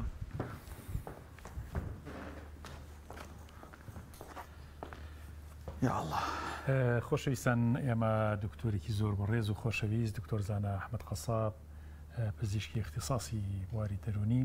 لە خزمەتیان و بزانین ئایا ینی ڕەمەزان و باری دەرونی ڕەمەزان و نەخۆشە دەرونیەکان ئەڵێن برسێتیش ڕێگی هاری بەدەمەوەی بزانین وایە ئەوشی لێ ئەم هەموو بۆ نەژێ بە سەرمانە بزانین چێ بێ بەڵێ پێشوازی لە جنابی دکتۆرەکەی نەگەر تەرشی پێێن لە خزمەتیان السلام عليكم. عليكم السلام. الله كاغ بخير بيت. سلام شيخ. سلام باشي. قربان. موفق ان شاء الله. فرمان قربان. يلا. يا بخير قربان فرمان. كاغ بخير بيت. باش قربان. باشن. بخير بيت. سلام يا ربي. ئەڵێن برسێتی ڕێگی هاری پێوەیە هەری جوازم پەیوەندی هەیە بەشی دەرونیشتیەوە وڵای نازانم کوردەمەی لە کێوە هێناوە تا ڕادەیەکی ڕاستە ئەسان بێزارە بێ حوسڵا بێ زوو خەڵک برسی بۆ کاتۆری خەڵک تێر نەبووە الحەمدلله سەس خەڵک باش تێری ڕێگی ڕێگی بەڕەڵای دروستەکە سلامت بەعام لەگەڵ ڕۆژوو ڕەمەزانە الحمدلله زۆر خۆشە مەش لە ڕەمزانێکی فێن کە بارانە الحمدلله ڕۆژەکەی درێژ نییە تجاری باشە ناوەڵات توێنی بوونی تێنە سەفا قورآن خوێنەکەمان لێرە بوو و باسی لەوە کردوتی من ئیشەکەم باروشت داگرم بۆ کەسانێک کە لە دەرەوە ئیشی کرێکاریەکەن یا ئیشێکی قورسەوان گرانە لەوانەیە بۆ ئەوان کە لای ئێمە فێن کە بەس لای ئەوان هەر گران بێ ئەویش ماشەڵڵا ئیرادی زۆر خۆتوی زۆر خۆشە نییە بالضبط علاقی بەشێکی علاقی بە ئێرادە ئینسانەکەەوە هەیە یعنی تۆ کە نێت هێنا و عەزمت جزم کرد ئیترخوای گەوەژ ئاسانیەکە ئەوەش هەتوانین بڵێن یەکێکە لەوە کارەکانی دەرون دروستی شکەم لە دەرون دروستی یەکێک لە پایەکان ئەڵێ بەرگەگرتن ئینسان توانای بەرگەگرتنی ناڕەحەتەکانی ژیانی هەبێ یان زۆر خۆشیەکانی ژیانی بێت چۆن مامەڵی لەگەڵاکە چۆ جەناب دەزانی ژیان بریتە لە تاقیکردنەوەشی گەورە بەتایبەتی مرۆڤی موسڵمان دایمە دەزانێت لە تاقیکردنەوەیە ئیتر تاقیکردنەوەکە هەر چۆنە بێ سەبرگرتن لەگەڵی و مامەڵەکردن لەگەڵی ڕوبەڕووبوونەوەی ئەو لایەنێکی گرنگی دەرون دروستیە کە تۆ چۆن مامەڵە ئەکەی لەگەڵ ڕووداوەکان چۆ جەناب تا نەزان ڕووداوەکان بەدەستی کەس نییە یعنی تۆ ڕۆیتە دەرو نازانی چ ڕوەدا ئەوە عایدی تۆ نییە بەس چۆن کاردانەوەت ئەبێ بۆی ئەمان عایدی من و تۆیە ئەو کاردانەوەی هەتاوەکو ئینسان بتوانێت ئارامتر بێ بتوانێت بە حینکەتر بە ئارامتر بە ڕێکتر ماوەی لەگەڵا بکە تەمان کاریگەریەکەی دەرەنجامەکەی فەرقە بێ کاتوگیان ئێمە دەربارەی ئەخساسەکەی جەنابەت چۆن مامەڵە لەگەڵ ڕەمەزان بکەین ڕەمەزان چه سوودێک بە بواری دەرونیە ماکەێنێت طبعا وەکو عەرزم کردن لە سەرەتایە یەکەمیان لە لایانی بەرگەگرتن بەرگەگرتنێکی زۆر باشمان پێ بەخشێت دوهەمینی لە تەصنیفاتی نەفسە لە لای عولەمایانی نەفس لە لای ئێمە کۆمەڵێک مەدرسە هەیە هەر یەکەیان بەڕنەوعێک باسی دابەشکاریەکانی دەروونەکە طبعا لە عالمی ئیسلامی شەوە لای ئەهلی تەسەوفی ساڵح کۆمەڵێک تەصنیفاتی تری هەیە یەکێک لەو ئادانەی کە ئێمە زۆر بەمان گیرمان خواردەوە دەسێ بتێت نەفسی ئەمارە بسوء نفسی ئەمارە بسوء زۆر بەمان گیرمان خواردە دەسێت کە دایمەن هەوڵەدا گوناحەت پێ بکە تۆ لە ڕەمەزانە حەڵاڵەکەت گرتووە تا کاتێکی معەیەن بە هەموو جۆرەکانیەوە بە شەهوەی جنس بە شەهوەی خواردن بە شەهوەکانی تریشەوە حەڵاڵەکەشت گرتووە لەوەی کە نەزەر ناکەی ئەوە خۆی حرامە ئەوەشە گرتووە بەردەوامیشە بیدوایەوە کەواتە تۆ هاتی ئەم جڵەوی ئەمارە بسوء زیاتر کرد وات لێ کرد بیبیتە لای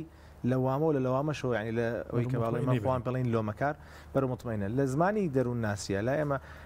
ئەمارە بیسوەکە پێوترە ئید یا پێوترە منی خوار و یا ئەو کەسەی کە دایمە غەریزەکانی تایە غەریزەکان کە ئێوە تێریکە ئیتە بیلەوە ناگاتەوە تێرکردنیە غەریزەیە بە چ ڕێگایەکە بێ و بە چ ڕێگایان نابێ میومێت تێریکە ئەوە لە زمانەکەی ئەمە پێوترێ منی خوار و ئەوەی دووەمیان کە لۆمەکارە ئێمە پێڵین من ئیگۆی پێوترێ ئێتر چۆن تەدریبی پێی ئەوەی کیان کە ڕوا بەڕۆ مطمئنە پێوتە سوپەر ئیگۆ یاخود منی باڵا ئەگەر تعبیرەکە ڕاست بێت چکە مقارنەکە 100% نییە بەڵام ئێمە ئەیشو بێنین پێوترێت سوپەریگویان منی باڵا بریتێ لە کۆمەڵێک لە قیەم و ئەخلاقیات و دین و باگراوندی ئینسانەکە کە چۆن وای لەیەکە ئەو غەریزەی کە ئەوێت تێر بێ بە چ ڕێگایەک تێر بێ بە چ ڕێگایەکی باش تێر بێ ئەویان منی باڵایکە کە لای ئێمە ڕاستتر بڵێم پێش نەفسی مطمئنە نەفسێکی ترمان هەیە کە پێوتر نەفسی ملهمە لە ناو تەسەوف هەوای پێوتر یاخ لە ناو علمی نفسی ئیسلامیە پێوتێ ملهم واتە ئەو نفسی کە ئیلهام تەداتێ بۆ ئەوەی زیاتر خیال لای چاکەکە بێ کاتە تۆ لە ڕەمەزانە هاتی ئەو یەکەمیانت بێدەنگ کرد ئەوەی دووهەم مەجبورە بۆی سێم کە ڕاست مەجبورە بۆی سێم کە خۆی نییە بەنەس خۆی نیە بزەبت چکە ئامریکی خواییە و الحەمدلله یەکێکی تریش لە کاریگەری کۆمەڵایەتی زۆر مهمە لەسەر تۆ سێرەکەی هەمی بەڕۆژووە یاخود زۆربەی بەڕۆژووە یعنی زۆر کەسێ لەوانێ نوێژ نەکەوت لە ڕەمزان نوێژ و ڕۆژەکە شەکرێ ئەوش بۆ خۆی تەشجیعێکی کترە کە دائیمەن چاکەکاری پێویستی بە هاندانە پێویستی بەوەی یەکتری هانبەی بۆ پێغەمبەری خوا صلی الله علیه و هەندێک لە کارە باشەکان بە جەماعی کردوێتی مثلا قوربانی بە جەماعی کرد بۆی هانی هەمیان بە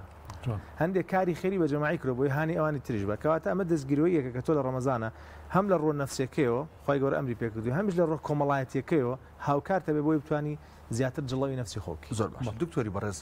زۆر جار ئێمە پزیشکەکانی دیکە کە لە بواری جستەیە شارەزان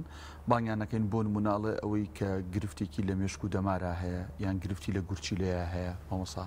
یا کۆمەڵە نەخۆشی هەیە باش نییە بە ڕۆژوبیان ئەوێ بە پرسی پزیشکە پسپۆڕەکەی بە ڕۆژوبێ بەڵام لەسەر بابەتە دەرونیەکانیش ئایا کەسێک کە گرفتێکی دەرونی هەیە جا لە هەر ستێپێکا بێ لە هەر قۆناغێکا بێ برسێتی و بە ڕۆژوبوون بۆ ئەم جۆرە کەسانە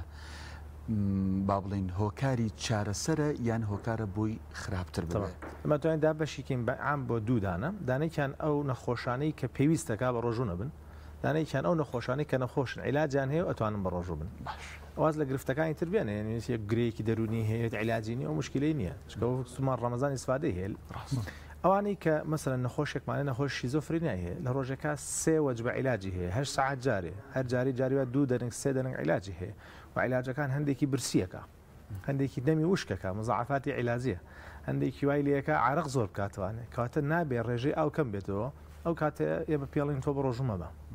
بەڵام نەخۆشێکمان هەیە لەم ئاستیانی یاخود نەخۆشی دوو جەمسەری نییە کە ڕۆژی سێجار عیلاجی هەبێ لە خەستەخانە داخڵمان کردێ مثلا وەسوەسەیەکی کەمی هەیە و جلساتی دەرونی هەیە و 2 دەنگ عیلاجی هەیە کە ئابەیەکی هەیە و کە ئابەکەی لە باشبوونەوەیە و 1 دەنگ عیلاجیە 2 دەنگ بۆی خێنە پارشێ و بۆی خێنە بەرمانگ و تەشجیعیشیەکەین کە بە ڕۆژوو بێ چونکە تووشی ئەم ئارامە دەرونیە هەبێ چکە ئێمە ڕەمەزان ڕاستە تۆ خۆ برسیەکەی تو خۆتی نوێەکەی لە ڕاستیە ئەمە لایەنە مادەکەیتی لایەنە معنەیەکی ئەوەیە کە ئینسان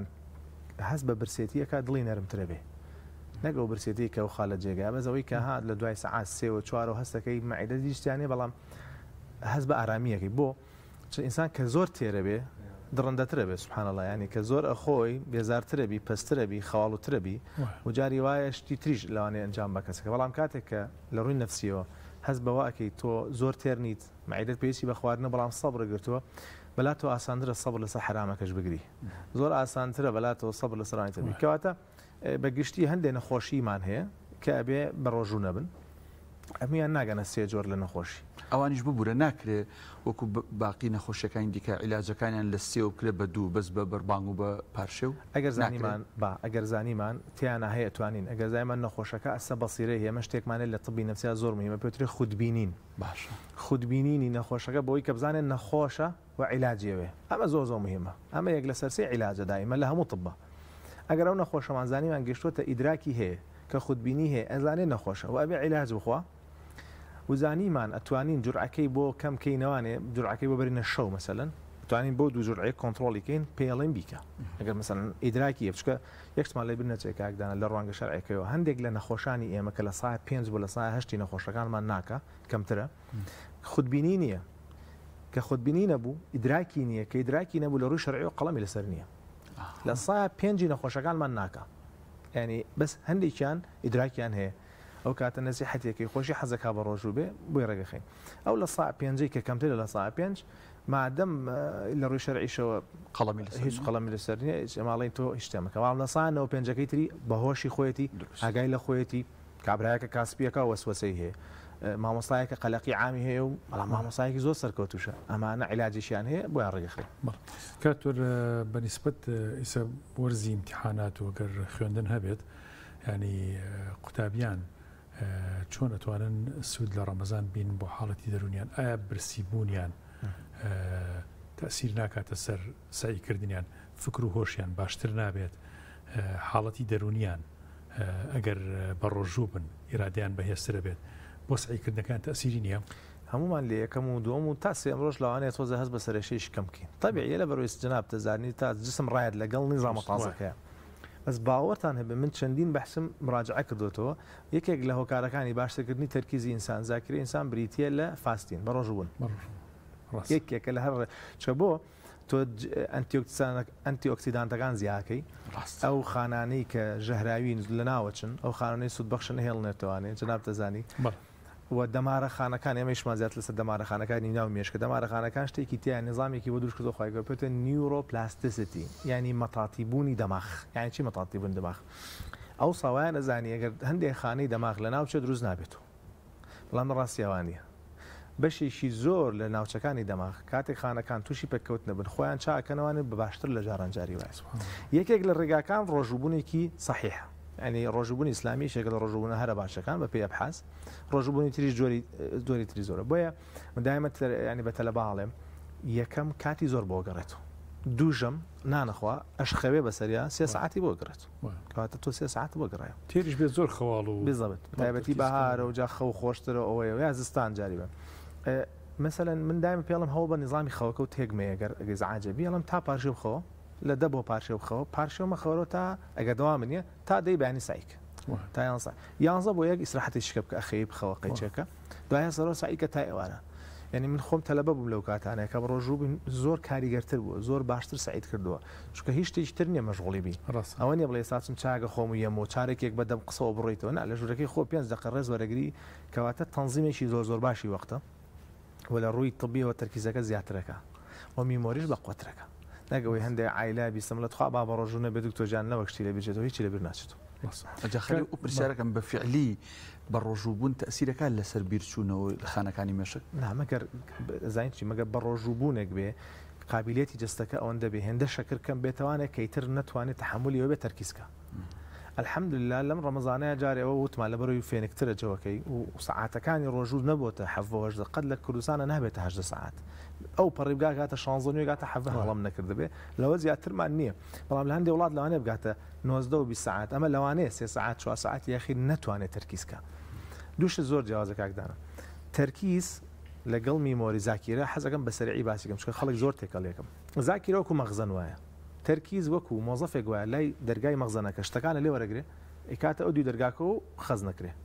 ئەمە تەرکیزە ئەکرێ مۆزەفە هیلاک بێ بەس مەغزەنەکە لە ڕۆژوە هیلاک نابێ مەغزەنەکە وەکو خۆیەتی پارێزرا و مەزبوطە بەس ئەکرێ ئەو تەرکیزە لە سعاتی ئەخیری ڕۆژە کە تۆ بە ڕۆژی خەیاڵە زۆر لای شتەکان نەبێت تەرکیز زۆر نەبێ ئەوان تەبیعیە ئیسراحەتەکەی چاگەبێتەوە هەتا هەیە بە خەوێکی کەمکات با باسی خەو بکەین بۆ حاڵەتی دەرونی خەو چ سوودێکی هەیە جاروە هەیە وەنەوزێک ئینسان ئیسراحەتێکی تەواوی پێکە ساعت من کاکدانە پێشەوە یۆم بۆیە هەموو جارە 5 دقەش بێ 10 دقە بێ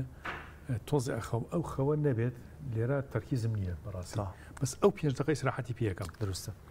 طبعا خەو شتێکی زۆر مهمە مادەم یەک لە سەرسەی ژیان پێگەێنێ کەواتە بە قەدەری یەک لە سەرسێ بۆ ژیان گرنگە چۆخوای گەورە حەکیمە ینی مەجالیتیانی لە خەوە ئەمە دوو خەومانەیە خەویان پێوترێ خەوی قوڵ خەویان پێوترێ خەوی سوپەرفیشیال یاخود ئەو خەوەی کە پێوترێ خەوە نوچکەیەکی کەم کە ئینسانە خەوێ یەکەم جار بە خەوی یەکەم دەست بێکە خەوێکی لەسەر خۆی دوایچتە خەوی قوڵۆ خەبەری نابێتەوە ئەگە خەبەرێکی تو ئاگای لە خۆی نییە تااقەت ینی دیقەتتان ناوە خەبەرتان کردەوە ئاگای لە خۆی نییە نازانێت چی کردو دوایەوە چێتە مەرحەلەیەکی تر کەواتە چەند سایکڵێکە سوڕی یەکەم خەوێکی کەمە لەگەڵ خەوێکی قوڵ 2 ساعتی پێش سوڕی دوم هەر 2 ساعت عینەشت خەوی کەم و خەوی قوڵ سوڕی سێم عینەشت تا خەبەرێ بێت تاوان کە ئینسان خەبەرێتەوە لە خەوی کەم قوڵایە خەوە قوڵەکە نیە کە خەبەر دەبێت کە خەبەر بەڵێ کە خەوی ژەبینی لەو خەوایە کە ئێمە پێڵین ڕەپید ئای موڤمنت ینی لە ژێر پێڵووی چاوتەوە چاوت بە سەریعە جوڵێتەوە ئەگەر دیقەتی زۆر لە برادران و یان خماڵەوە بە کە بەیانان هەڵەستێ تایبەتی ئەگەر لە کاتی خۆبی نابێت چاوی سەریع ئەجوڵێتەوە لە ژێر پێڵووی چاویە ئەوە نزیکە لە خەبەربوونەوە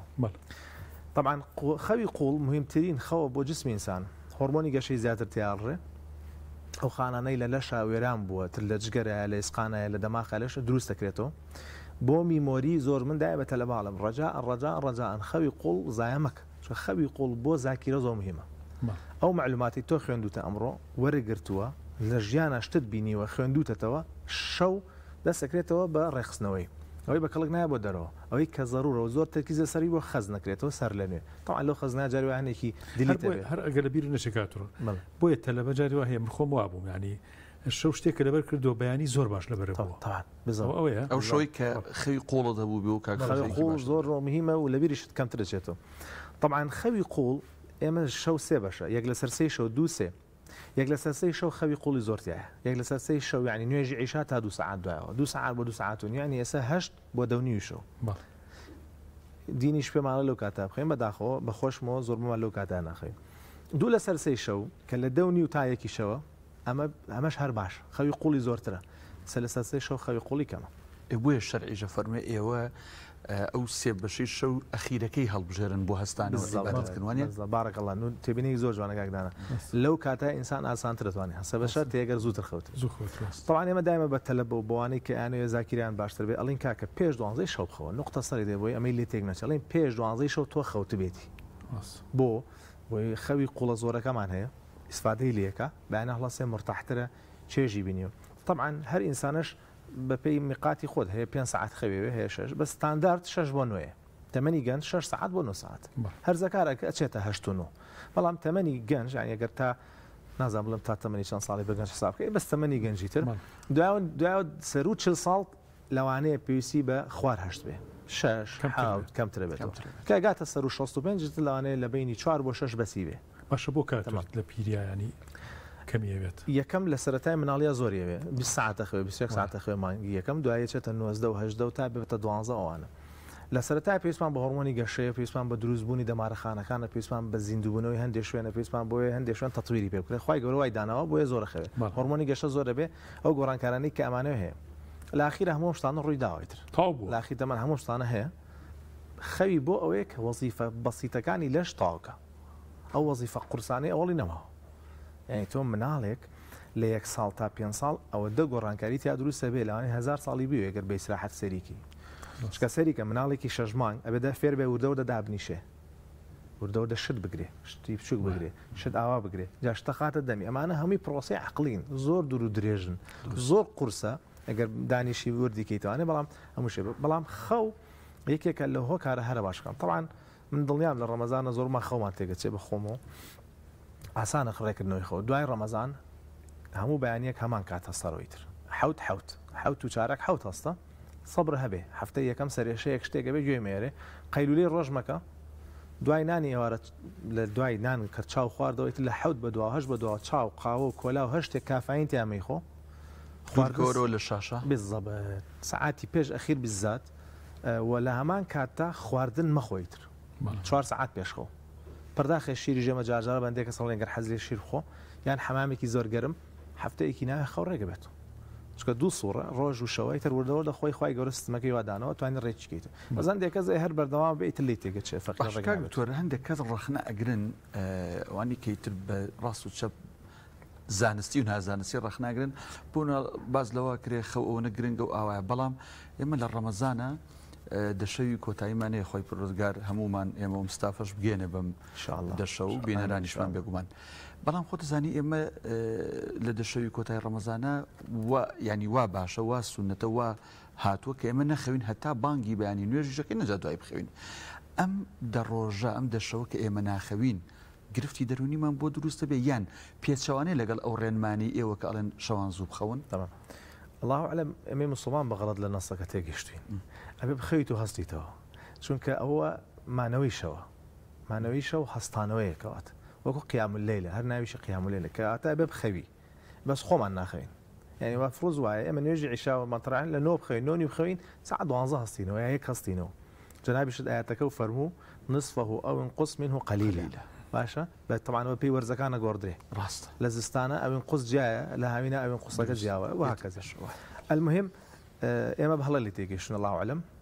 چەنە من مفتینی مەزەوەندەی من لە نەسەکە حاڵی بووم خوێن بێت و لای مامۆسانی بەڕێز ئەبێ خەوتنێکی تیابێ هەستیتەوە وەکو بۆی کەواتە تۆ لە یەک لەسەر سەی شەواخەوی باشترین خەوەخەوی زۆر تەرخەوی شەوی ساعت 12 ژەڵستانێ 4 ساعت خەوت یا 3 ساعت خەوچی دوای نوێژی بەیانی دەتوانین بخەوی تۆ جارێکی تر ڕاستە کەواتە ئێمە بە هەڵەت تێگەیشتوین ئەوانەی ڕخناگرن ئای شتێ نەگەیشتن الله ئەعلەم زۆریش ناخوێنەکەات و خۆی چەند ڕۆژی دەڕۆژە بەڵاست ینی دەڕۆژ تۆ تعویزت هەیە دوای هەموو یاسایەکی چاشتی شازێ بێگومان دا خۆی ڕەمەزان خۆش لەوای شتەکانی هیچی لەوای تر ناچی حەجی لای تر ناچێت الحەمدولله هەمووی هەڵەتەکێنێ لە خاوە زابێ ئەنی جا ئینسان بۆ خۆی حەزی لە شتی تازەیە ینی بۆ ئەو ڕۆتینەی ئەشکێنە ڕەمەزان ڕۆتینێکی زۆر جیاواز بە دروستەکە بۆ باوەڕاکەم کەس نامرتاحێ هەمووی مرتاح ناس کاتۆری ئەوە اختصاسەکەی جنابتان نەخۆشی دەرونی زۆریە تەلاتان چەند ڕەمەزان لە ڕۆ کۆمەڵایەتێکەوە سوودی هەیە بۆ نەخۆشی دەرونەکان بۆ نمونە ئەشی تێرێ لە قەدرەچی تا تەراویح ئەو خەمە خەڵکابین لەو مزگەوتان نوێژی جەماعەتە بینی خەڵک زۆر کۆ بێتەوە سەری تەلەڤیزیۆنەکە ینی بەرنامەی جیاوازە بینی یعنی حاڵەتێکی کۆمەڵایەتی زۆر باش دروستەکات ئەم وەزع کۆمەڵایەتیە ئێوەش زۆر گرنگیە دەن بەوە کە کەسێکە گۆشەگیرە بێت کۆمەڵایەتی تێکەڵ بێتەوە چەند سوودی لێبینی باوەڕەکەی دوێنێ لە عیادەم بیرم لەوا کردەوە سێرمە کرد هەر کەیسێک ئەم دوسێ هەفتەی ڕەمەزان دو هەفتەیە هاتە ژوورەوە ڕسپۆنسی باش بوو الحەمدولله ینی پێچانی بێ ئەوی باشم باکراوندەکەی چونکە مسلمانە لە ناو ئرتاحێکی ڕۆحیایە ئەو ئرتاحی ڕۆحی نفسیش مرتاحەکە یەکسەر مەجاڵی تیانێ باشە ئەبینێن لە خوا زیاتر نزیگۆتەوە چکە عیبادەت و قورآن خوێندن و زیکر و دوعا یعنی بە هەزار دا و دەرمان دروست نابێ چکەوە چێژێکی تایبەتە ڕاستە ئەمان عیلاجیە دەینێ بۆ دەروونە نەخۆشەکەی بەس ئەمە هاوکارێکی زۆر گرنگە بووی ئەمە خاڵی یەکەم خاڵی دووەم ئەوکو جەنابوت هەندێک کەس من عەزیز ئەڵێن تێکەڵاو بە هەندێک کەس وەسوسەی پاکوتەمیزی هەیە ئەڵێم بچۆ بۆ مزگەوت بچۆ لێ دەزۆژەکە بشۆ وەردە بەرەوە باشە بەخوا دکتۆر بەخواسی لێ دەزۆژەکەشی بڕۆ ڕوبەڕوویەکەینەوە ڕاستە لەگەڵ معالەجە نفسەکە پێماوە تۆ چۆن ڕوبەڕووی بێتەوە بەس ئەمانەیە بچێ بە عەمەلی بیکە کاک بڕۆ لێ دەزۆژەکە شاخە ماوەساوەتی دەزۆژن بەخواسی لێوەی شووی ئەمانەیە ڕوبەڕوو بێتەوە بۆی نەترسێ بڵێ پیسە بڕۆ لەگەڵ مسلمانەکەی تەنیشتە بەربان کەرەوە لەسەری قازبنێ بە قاچیەوە لەگەڵ یا یەک خورماڵگەڵ لە هەمان قاپ کە تۆ ئەوسا حەزێ ناکرد کاتە ئەمە لەلایەنە چارەسەریەکەوە لەلایەنە ڕوحێک لەلایەنە ئیجتیماعیەکەوە هەنیا لە خۆ ئوخوە دروزە بێت تۆتەوە لەگەڵ ئەمەکەی قسە لەگەڵ ئەوەکەی هەمێک کتێ لە بیر تێچێتەوە دوو قسەی خۆشەکەی دوو زیکرەکەی مامۆستا دوشتی باشت بۆ باسەکە ئەمانە دوات لێکا بێ وەذەکیر ئاەتێکی زۆر مبارەکە و هەموو ئاەتەکانی تر وەذەکر باوەکە ئینسان زۆرشتی لە بیرەچێتەوە یعنی تۆ هەموو ڕۆژە حەڤە جار فاتیحا خوێنی لانیکەم اینجا هەر نازانی سرەتە مستەقەمەکە چی و هەر لاژەین و وەذەکیر زۆر مهمە لە ڕەمزانە وەذەکیری زۆرترتیایە الکەواتە لایانی اجتیماعی لایانی چارەسەری لایانی ڕۆحی هەر هەموو ئەمانە هاوکارێکی باشن بۆ نەخۆشانێک کە نەخۆشیەشی دیاریکراویان هەیە یان معاناتێکی دیاریکراویان هەیە لە ڕەمەزانە کاتۆر بەنسبەت بەعزێک کە زۆر کەم تا زۆر ڕەنگە هەموو کەسێ شتێک حاڵەتی دەرونی نەخۆشی دەرونی هەبێت ینی هەیە زیایەکە هەیە کەمیەکاتەوە سە بۆ نمونە هەیە حساسە بە تاوقەکردن بە ماشکردن هەیە بڵین لە زستانە ئەوە نیە سۆبەکەم کوژانەوە کوژانە دەرگاکەم داخستونە ڕاست ئایا ئەمانە نەخۆشی دەرونیە یا بەدوادا زۆر لەگەڵ یا خەریکبی ئەبێ بە نەخۆشی دەرونە طبعاً زۆر گرنگە پرسیارەکە وەڵامەکەیشی ئینسان ئاگای لێ بێ هەر شتێک نەبووە هۆی تێکدانی ژیانی ڕۆژانت ژیانی شخصی خۆت ئیزعاجەکە یان کۆمەڵایەتی لە ماڵ و خەڵک بێزارکی یعنی ئەوە نە ئیزعاجیان بکەیت خواخوایان بە نەوبینن لە یان نەوەری تێکەڵاوی خەڵک بی یا حەز نەکەی تێکەڵاوی خەڵک بی کەواتە لایانی کۆمەڵایەتی سێم توانای بەرهەمداری و نەمێنێت بە بۆنەی نەخۆشیەکەیەوە بۆنەی وەسوەسەکەیەوە ناتوانێت چێ بۆیش ئیشی پێ ناکری هەڵسا وەرەقەیەک 5 دقی پێچ و لەژێر دەسیا ئەڕۆی ئیشەکەیە کرد ئێستا 10 ساعتی پێچێ هەر تەواو نابێ کەواتە گەر ئەم سیانە لەگەڵ لایانی یەکەم کەوتمان توانای بەرگەگرتن تێک نەدا پێ ناوترێ نەخۆشی یەکێک لەم چوارە یان هەردووچی یان هەرسێکی یان هەرچواری پێی ناوترێ نەخۆشی بە شازی کەواتە خەڵک مرتاح بێ لەمە تۆ ئێستا سەری خۆتەکەی وڵا هیچیان لەمانم تۆ نەخۆش نیت ڕاست ئەکرێ کێشەیەکی دەرونی بێ یان گرفتی دەرونی یان گرەی دەرونی هەرێکیان شتێکەوەن ئەگەر مەسەرەن ئینسان ئەوانەی هەمومان وەسوسەمان هەیە وەسوسە نیعمەتێکی گەورەیە نەخۆشیەکەی ناڵێن وەسوسە نیعمەتێکی گەورەیە بۆی چێکی شتکەیتەوە دروست بۆی بەسەر تا نەڕوە من مۆزەفێکی تەدقیقم ئەبێ سێجار چێکی کەم وەجینە 1 غەڵەت کەم 45 میلیۆن نابێ بە 450 میلیۆن من خۆم گیرە خۆم و شەریکە گیرەخوا کەواتە تەدقیق چاکە چێکردن چاکە بەڵام ئەبێ ئینسان خۆشی لێرە ئامێرەکەی خۆی داگرسێنێ من خۆشم جاری وایە وەسوسە سێرەکەم بە دووەڵم با بە وریا بە زیینەکی خۆت بیناسەرەوە نەکەی نێڵی زیانە بێت تا ئاڵێ دەستە پاک نێ نەخێ پاک ئایبینی شتومە ئەوانەی نەگەشتونە تا ئاسی نەخۆشیەڵم کاتەمە بۆ پاکوتەمیزی بۆ چێککردن بۆ هەشتێکی تر بۆ قەلەقی نەگەشتە تا ئاسی نەخۆشی قەلەقی بە لە زۆر شت خەریکە قەلەقە بێ نادانیشە بە منطقی و بەلۆجیکی لە خۆ تابیرکەرەوە ڕاستکەک ئەگەری چەنە ئەم شتە ڕووبا لە سایە ملیۆنێکایەک لە سایە چەند ڕوونادا لە سا 9.9 ڕوونایە کەواتە عەقڵان منە بێ مایان هەڵبژێرم دوو کە قەلەقی لێتەدا من باسی نەخۆشی ناکەم هەستە مەشغوڵە بە شتێکی تر مێڵە مێشکە مەشغوڵەکە عولەمای خۆشمان فەرمیانە بە زیکرەوە مەشغوڵی نەکەی بە شتی ترەوە مەشغوڵەکە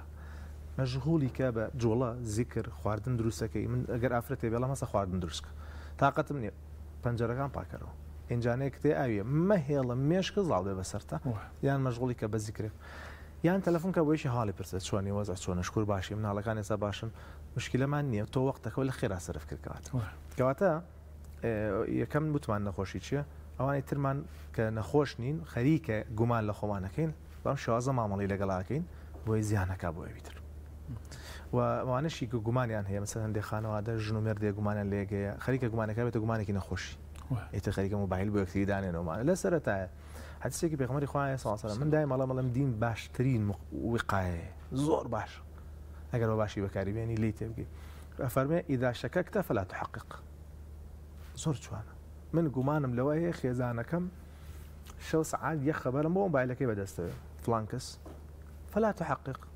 یەکەم مۆبایلی خۆیەتی بۆ نەدەسی لێ بێ من هەندێک کەس دەبینم ئەڵێ پاسوەردەکانی بێ بزانی بە هیچ شێوازە پێویست ناکە پاسوەردەکەی بزانێ مۆچی خۆیەتی پارەی خۆیەتی نهی مێردەکە بزانە نهیش نەکە بزانە بۆی زانێ دوایەوە زەواج لەسەر سیقە دروست بوو یعنی تۆ خێر ئێستا سیقەکە وا لێ کردووە کەواتە یەکەم پێویست ناکە سەی پاسوەردەکەیکی دوو فەلا تحقق بە دوایە مەچوو ئێمالیکە بڕۆ مەشغوڵ شتێکە بە گومانت لێ هەیە شتێکی تر مەسەن هەندێکی بۆ بەرەوەی گومانەکەت زۆر من هە لە خۆمە شتێک لە بەرید لەڵیەکە گری مەسەن من و کاکدانە منەوە برایە ناوەڵا بیشکێ نەفسۆ تۆقی لەگەڵا بکە نەفسە دامرکێتەوە ئیتە زیان ناکە تەشکەکە زیان ناکە کەواتە تۆ بیشکێنە بە شتێکی تر کاک دکتۆر ئێمە بە حکمی بەرنامەکانمان ینی بەهۆی کاری ڕاگەاندن و ئەوە بەشێکی باش و زۆر لە پزیشکە پسپۆڕەکان لە هەموو بوارەکانی جستەیە باس ینی بانگەکەین خەریکە شتێک شارەزا بخۆرد لە سیرکەکەی منیش هەل لە عیلۆ بۆمانماوە تۆ دەزانی بەڵام باز لەوەیە یەکێک لە خواردنەکانی مێشیا کە مێشک زۆر گرنگە جگەل لە چەوری و پرۆتین باز لە ئاوە کرێ ڕەمەزانیش خۆ دەزانی ئێمە چەند سەعاتێک بوونەوەی کە ئێستا نزیک 14 سەعاتێک کەمتر زیاتر ئێمە ئاو ناخۆینەوە تا چەند ئەم ئاو نەخواردنەوەی زەرەر ئەیە لە مێشمانیان ئەوانەی کە گرفتێکی دەرونی یا گرەیەکی دەرونی یا نەخۆشی دەرونیانەیە یان هیچیان نییە بەڵام مێشک ئەم چەند سەعاتە ئاو ناخواتەوە هیچ کاریگەریەکی هەیە پرسیارەکە زۆر جوانە طبعاً بۆڵێ ئاو یەکەم دەماغ لە سایە 20 تاقی لە شەوە ئەو شتە کە کیلۆیەک و 700 غرامە لە سایە 20 وزەی لەش ئەوەی با چکە ڕئیسە هەموو شتەکان ئەوەی با بەڕێوە ڕاست و ئیشی ئەمەی توی دەرونیش لێرایە لەگەڵ مێشک و دەمار و جەمە هەمی لێرایە بۆیە دایمە ترکیز لەسەر ئاوە باشە ئەمە خاڵی یەکەم بۆ خۆشتانی خوێنیش بەشێکی زۆری بڕەکەی ئاوە دقیقاً وەڵامێکی علمی 100% پێت نییە بەڵام بە پێی فڵان بە حسوایە بەس الله عەلەم شتێکمانە بێتە کۆمپنسەتەری میکانزم لە لەشە واتە خۆڕێخستنەوەی لەش ینی چۆن خوێنبەربوونێکمان هەیە لێرەیە ئێرە گرین خوێنە چێ بۆ هەموو جسم بەس زۆربەی تەرکیزەکە لێرەیە چکە خەتەرەکە لێرەیە فریای عێراکەون تەمام یعنی ئێمە جەنەبەر لە هەندێک حاڵەتی زۆر زەبری قورسی جەستەییە پەلەکان خوێنیشی زۆر بۆ نەچێت کێشە نییە دڵ و مێشک و گورچیلە و جگەر ئەمانە گرنگترین لەگەڵ سیەکان نابێ خوێن کەم چێ بۆ چێک سەر ئەمرێ کەسەکە کەواتە ئەمە پێوترێ خۆڕێخستنەوەی دەما لەش خۆڕێخستنەوەی لەش لە ڕەمەزانە عینەن میکانیزممان بۆکە بەس بە هادئتر ئەو شوێنانەی کەم ئیشی پێێتی کەم تاقیتیان سەرفەوێ وازە چۆن خوێنەکەی هەر بۆچێ بەس تاقی کەمتر سەرفەوێ حەسەبەوەی کە تۆ کۆ بەکارێنی بەڵێ ئەو ڕێژەیە کەمە بێتەوە مەز ئەو ڕێژەیە کاتەکەی مەحدودە نابێتە هۆکاری ئەوەی کە زەرەر بە گوچیلە بگێنێ گەر گوچیلەی ساغ بێ کەسەکە یان زەرەر بە دەماخی بگێنێ یان زەرەر بە هەر ئۆرگانێکی تری بگێنێ لە لەشە لە بیرمان نەچێت جسم خۆی ئاو دروستەکە لە کاتی تەمان لە کاتی زیندە چالاکیەکانی خانەیە ئاو دروستە بێ کەواتە هەموو خانەیە کاکدانە بەشی خۆی ئاوی خۆی دروستەکاتەوانێت لە کاتی زیندە چالاکیە ڕاستەوە شتوانین ئەو ساعتانەی کە بەڕۆژۆنین لە دوای ئیفطار و تاک و پارچێ شلەمەنێکی زۆر بکەین بۆی قەرەبووی ئەوە بکەین یا لە پارچێوە ئەو خواردنانە بخۆین کە چۆنەڵی وردە وردە لە ناو جسمانە ئەبنەوە بە ئاو نەک هەر وەکو ئاو بێ بە سەریعی بێت و بژڕاتەوە کاک دکتۆر ماوەیەکی تر MBCSB دەدەینێ ئێمە بڵین کە شێفمان هەیە لێرە کاک شێف دەریمان خواردن حەزرەکە ینی لەسەر خواردنیش خواردن بەڕاستی بەتونی بە شیرینی بە چوری بە سوێری بە هەمووی خواردن ڕاستەوخۆ ناڕاستەوخۆ لەگەڵ ئێوەیە لەگەڵ پیشەکەی ئێوەیە پسپۆڕەکەی ئێوەیە کە نەخۆشیە دەرونیەکانە علاقەی چۆنە کاریگەری هەیە نیت علاقەیەکی وەسیق هەیە لە بینی مەعیدە و دەماغ مایند گەت ئەمان پێوتە مایندی گەورەیان پێوتە مایندی بچووک دەماخی گەورە دەماخی بچووک بەمەعیدە یعنی یەکێکە لە ناوەکانی کە پێڵین ئێمە کاریگەریمان زۆرە وە دلیل کە قەلەقەبی زۆر کات خەڵکەکە مەعیدێش نازۆری مەعیدە کۆلۆنەکە نازۆری کۆلۆنەکە 50 فحسی کردووە کە بۆ عیادە بەلای من ئەمە نەفحسی پێ هەمووی نۆرمەڵە بەس دکتۆر مەعیدە مێشێ ڕاستەکە مەعیدێشێ بەس مەعیدەکەی هۆکاری قەلەقیە هۆرمۆنی قەلەقی زۆر دەرەدرێ پێپسین و جەماعەت و ئێسێڵ لە مەعیدا زۆر دەرەدرێت مەعیدەی وێرانەکە پس هیچ سەبەبێکی هۆکاری ئۆرگانی نییە کە مەعیدێ بۆ ئایلاتو سەرەکەی قەلق سەرەکەی کە ئابەی هەیە یان هەرکێ یا سترێسێکی زۆری ئیشی لەسرە سترێسەکە حلەبێ ئەمە حلەبێ کاتە کاریگەریکی مباشر هەیە طبعا لە ئێمە بەشێک هەیە لە ناو نەخۆشی دەرونیەکانە یارمەتی و نەخۆشانەدا کە نەخۆشی دەرونیان هەیە چه خواردنێک باشترە بەکاری بێن ئەو تەخەسوسەت لێرە نییە هەر خۆمان بووینەتە شێغ هەموو یەکەینی تر یەک دکتۆری دەرونی خۆی عەدەدی کەمە هەر 15 دکتۆر 16 دکتۆرین لە سلێمانیە لە محافەزەی سلێمانی ناگەینە 20 دکتۆر جابیریش نەچێوازم شتێک بڵاو بۆ تۆ نازانم بەرچاوت کەوتویان نا خەریکە پرسیار لەسەر پزیشکی دەرونی و هەر بابەتی دەرونی دروستەکرێت کە ئەمە ئەسڵێکی نییە و ئەمە پارە ئەمە لێرەش لە کوردستان هەندێک کەس نازانماگەداریان لە ئاخرە جواب دەدەینە وەکو شکەکان وایە دایمە شکەکان کۆنە گەرمێکەن طبعا هەندێک خوارد ئێمە بەسەبە پێی نەخۆشەکە بە پێی نەخۆشەکان دەخواردنێ پێڵی ناگەدار ئێمە دائما قاعدەی کول وەشڕەبوو ولا تسرفو بخۆنەوە زیادەڕۆیی مەکە یەکێک گەڵێ فڵان گۆشت نابێ بخۆرە ئێکە تۆ سەحیت بیخۆ ینی تۆ مەسەلەن ئێمە هەندێک خەڵکمانی گیرمان خۆ دەچێت گۆشت ناخۆ یە ڤیتامین B12 و کەمەکە بەس لە گۆشتا هەیە بە هیچ شتێکی تر تاویز نابێت بە حەب بدەینێ کە B12 گرفتمان هەیە کە کەم بوانێت جگەل لە کەم خوێنی جگەل لەوەی کە کێشەی دەماریمان بۆ دروستەکە کە ئابە جاری وایە نەخۆشەکە هاتووازان کە ئابێتی طبعا هەندێک فحسی سەرەتایی هەیە ئەمە گەر زەڕور بێ نێریسێکی B12 کەمە لە هەندێک حاڵەتە جاری وایە B12 هەیە وەسوەسەی هەیە و B12شی کەمە کامە چاکی وەسوسەکەی باشترە بێ قەلەقەکەی باشترە بێ یان جاری وایە تووشی حاڵەتێکی لە برژنەوەی فەزیع بێ بۆنەی نەبوونی B12 یان ئەگاتە حاڵەتی هەلاویس هەلوەستە و نەخۆشیەکانی زوهانی پێڵین دروستە بێ کەواتە ئیفرات زیادە ڕەوی کەم ڕەوی لە هەموو خواردنێکە باش نییە بەعامێمە ترکیزمان لەسەر سەوزەوات دەڵێن بخۆ باشە کاربۆیدرات دەڵین کەمتر بێ باشترە پرۆتیناتی دەڵین بەردەوام بەلەسەری تاو ئەمە ئەوانتر ئیشی دوکتۆری خۆراکە زیاتر باشترێزان لێ دەستە خۆش کاتو یارگەر چیتان ماوە وڵا ئەو شکەی کاکدانە هەر بە سەریعی دەستی خۆش بێت طبعا علمی طبی نفسی علمێکی تازەیە وەکو تەمەنی جیاکاری کە جیا بێتەوە لە طب ناگاتە تەمەنی گاتە 70 ساڵ ئەمە خاڵ یەکەم بە سەریعی بەڵام هەر هەبووە لە ناو طبی عامە بووە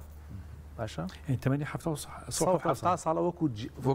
جیا لە باڵنی دەرهات بێت جاکرا بێتوانێت لە تەنگەن لە ساڵ 1850کانەوە دەستی پێکراوە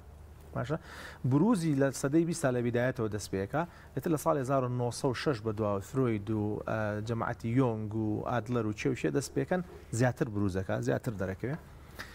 بەڵام ئەم بروزە هەمووی بروزی عیلاجی دەوایی نەبووە قسە بووە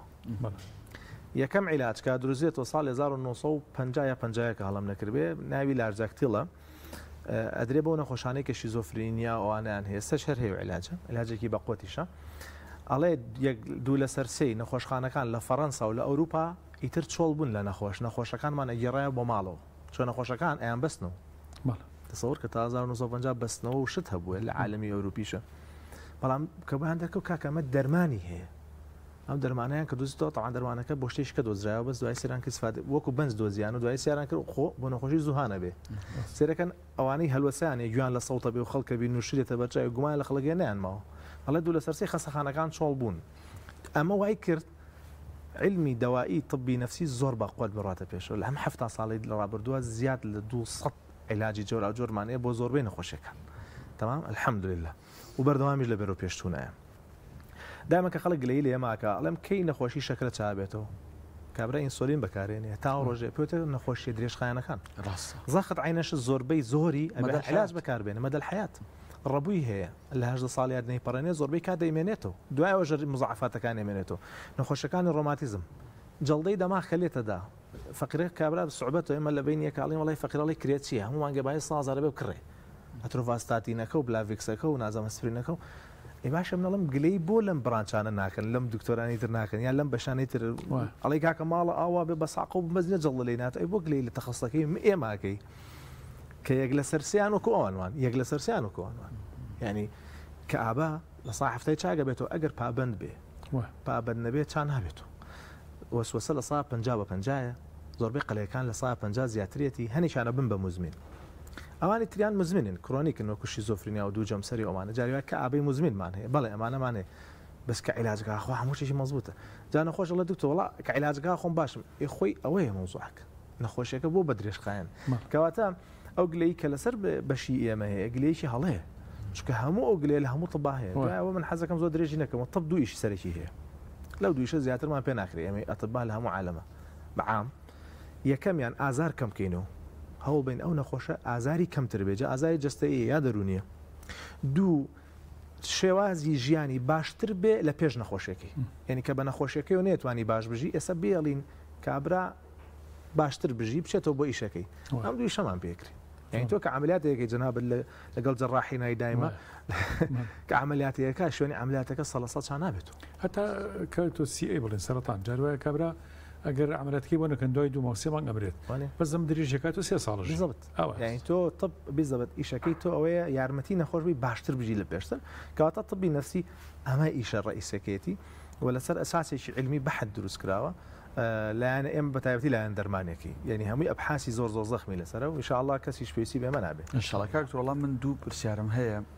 حزكم لكوتا يعني راسي زناجي كم يكميان كباس لخوشويستي كري كاك شيخ فاتح جا خوشويستي بيني ايمو خوي پروردگار بيان ايمو جنو معلوم نالو هر تشتكي تربيه يكسر لا ارادي بو ظلمان اشياء او بابته كباس لنخوش الدرونيكان يجكن يكسر بو ميشكروا بس براس نخوش الدرونيكان راستو خول لنو ميشكان يان اما زور جوانم ببي علمي ام دقيه تا ام سردما همو گرفتكان گرفتي دماغ بلام همو ازاركان ليرن بوچی لبرو یک دنیا ربطه دمار خان یک دماری گوره معنی بده ویگزنس درمانی دماری دیمی پیالن لکاسی سر درچه اعازه دا بطل بناو پنچک وبسك اما يعازي بونيري اما خاليك هرمون كان عين الشت كاريبل كواتر ربطش عجيبه لبيني صدر لقل ميشكا ابويا دائما بطاقتك ليري صحيح جنابت هندك ام لولا هن بس بحثي دقيقني كما علين بحثي دقيقني يعني ثابت علميا اما معنيه بلين لضلا شونك هي مخصصه طبعا اموكم مسلمان ايمان من بو هيك اخوي قرف القلب التي في الصدور هو ازانين سليم بلا او هم زانين طواوا شويني نفس لا اما لمصطلح طبي نفسي شويني نفس لا اما دماغ باشا بلام اكري شويني تريها به بله اي دوزريتو ان شاء الله بس بو نا دوزريتو لبروي علمي اما لس علمي كي مادي شكا لبيرتنش بلام اجا كاتك اروين نوع علمي نفس للروانجي اسلامي عالمي اسلامي اوان زياتر معامله لقل روحك يعني لعالمي اسلاميه للطبي اسلاميه ياخذ باب العلماء نفسي اسلاميه لقل روحها معامله كان جاري لقل نفسها تكل يعني جاري فعلا بنفس باسي كان مثلا وكم باسي متصوف ممكن حو استي نفسي دانا سيان مان باس كدواي مطمئنه دواي راضيه دواي مرضيه دواي كامله هي مواصفاتي خويا انسان شلون بيقا شلون بيناقا ما بيشعوذ اولادهم طبعا من وكو خم قناعات بوها هذا انا موش راسي تاعي شو كمن ينبع علاج دوائي كي يخوم بمعالجه نفسيه يخوم كم هندي شتي علاقه بين خوش دروني نسير كم الي راي خلك لان كي روحيه الله اعلم بس اما بي سي ب قران وبدوادات شونه وعلم جور دور دشت دوزات انا زور برسياري كوتايم لسر او شلون امك بخوين والله اسراف نكين اما تندرست بو همولا شمان بدروني شوا دين فرمود بابلين فاكتوري كي زور بهز بو ارامي درون بس كاك شيخ فاتح هشمانه لدينا افراط وتفريطك ام زور قول بونويا ام زور روشتنا زور جار تاكا كان توشي نخوشي دروني كان ناكا كاكتا نفسي انا زور جوان دسخش بارك الله فيك طبعا بشيك للشخصيات انسانك واكا دين بغلط ورك نمونيك بما شخصيتك خوي شخصيتك حديه همش تلقى بين دقيق بين رق بين مضبوط بوابي دينك شي بقى قدستي وانا قري نابه قاتي وانا به نابه دينك وانيه خوي وايا بەڵام دینەکە بووە بە چاکت لە بەری کردو بووی وازحە دانێکمانێ متەساوی لە دینەکەی بە تەساهل گرتووە دینەکە تەساهل نییە جەنابی متەساوی بڕێ بەسەر نفسی خۆیە بەڵێ کاتە قماشەکە بۆ خۆیە بڕێ ئەبحاسی زۆر خۆشەیە ینی کتێبی زۆر جوانەیە لەسەرەوەی بۆ هەندێک کەس متەشەددن بۆ هەندێک کەس کەزایی وەریگرتووە بۆ هەندێک کەس متەوەسطە لە بعدێک یەگرێتەوە بۆ لایەنێک یەگرێتەوە بۆ گەشەی نەفسی لەگەڵ کەسێتی کەسەکە کاتور گەشەی خێزانی شەر تەسیری نییە کۆرس کاریگەریە مەسەلەن دایکێ باوکێکی هەبووە ڕق بووە لی داوە عزیەتی داوە کشتێتی چی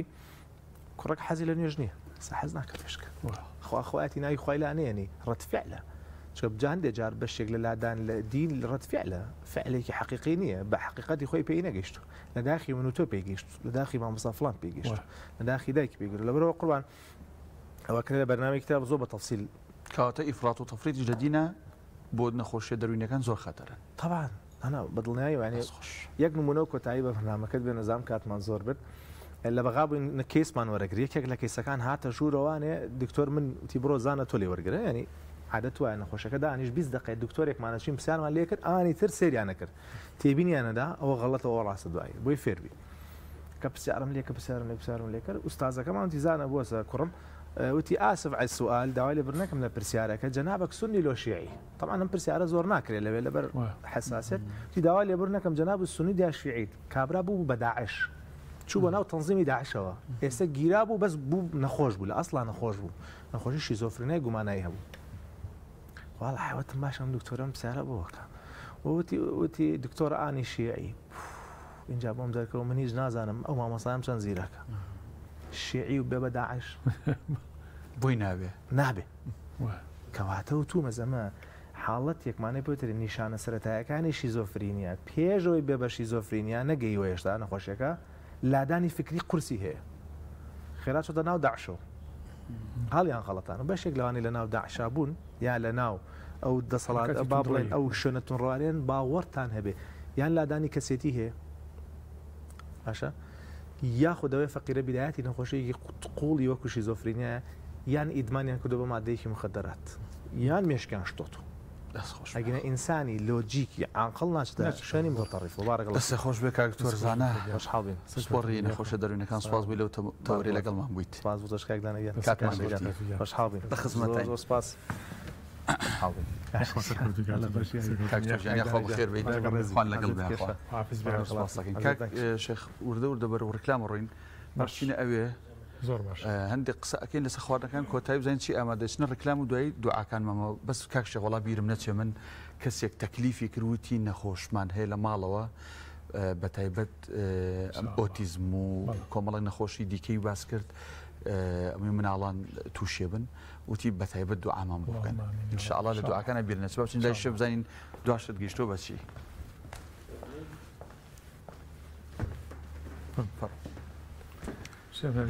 بەخێر بێنەوە دووبارەسڵی خوال لەبێت سڵاو لە تۆش خۆشی دەرونیەکان زۆر چاکە تاوەسە هەمووشی حەزرە حەزر و چاوەڕێی بانەکەی ئیتر پێویستیش ناکە لەسەر شتەکانمان زۆر بڵێنوانە تۆزیڕۆ هەر خۆش ئەمەش گۆڕانکاری بەسەر هات تۆزێکی تر زیاتر ئامادە بۆ سەوزەوە توشتوانیە بەڵێ بەڵێ پێمەوتی ڕازانەوەشی بۆ کرێەوە دەست خۆش بێ لە هەمویان جۆرێک لە سەوزەوات و نعنا و چوزان ئەوە کەروزیان ناشی جوانی شەو کاک شێژیان تامیشی پێ بەخش پاشە کاک شەبنەریمان ئێوە نعنا زۆر بەکارێنن نعنا بەڵێ بۆ بەس بۆ دیکۆرە زیاتر بۆچی بۆ تام بەکاری بۆ تام بۆ هەندێ بخواردن خۆش نییە خۆش نییە بەڵێ سا بۆ زەڵاتە خۆشە بەس بۆ زەڵاتە خۆشە بۆ مەسەنم بۆ سوبێکی نعنا خۆشە پێی بکەیت من کردبوون لە ئەڵێدا بیر بێت سوبێکمان کردو بە نعنا تۆ کەرەوز و معدنوز لێک جیاکەیتەوە باسانی بەڵێ ئەوەی ئەکڕم ڕۆژانە ئەمە زۆر ڕۆژی ناڕۆژی جاروای هەم ڕۆژی ژنام تەمان کەرەوز ڕۆژ معدنوسی تیا ڕۆژە کەرەوزی تایە بەسین بەس و تەرخون بەکارنایانی کاک تەرخون من تەرخونی وشکم هەیە هەتا تەرخونی وشکم هەیە بەڵێ تەرخونی وشک بەکارێنە بەس چاو خۆش زۆر جوان ڕازاوەتەوە بەڕاستی ئەیتر چاوەڕێی بانگین و بەربانگین و لەگەڵ ئازیزان و ستاف لێرە لە خزمەت کاک شێف نەریمانە لە خزمەتان نابین خواردنەکە بخۆین کاک شێخجان تو وردە وردە کۆتایی بە پرۆگرامی ئەم ڕۆژمانێنین خۆشەویستان سی گەوهری ئەم ڕۆژ ئەو گەوهرانەی تایە بوو هەموویمان کردەوە و قسە و باسمان لەسەر کردن بڕگەی کۆتایی ماوە ئەچینە لای ڕیکلام لە دواییشە مامۆستای خۆشەویستمان مامۆستا شێخ فاتح بە دوعاکانی دڵمان ئاوەدات و هەمومان بە دڵ ئامینی لەگەڵەکەن ئێستا چینە لای ڕیکلامی بازرگانی.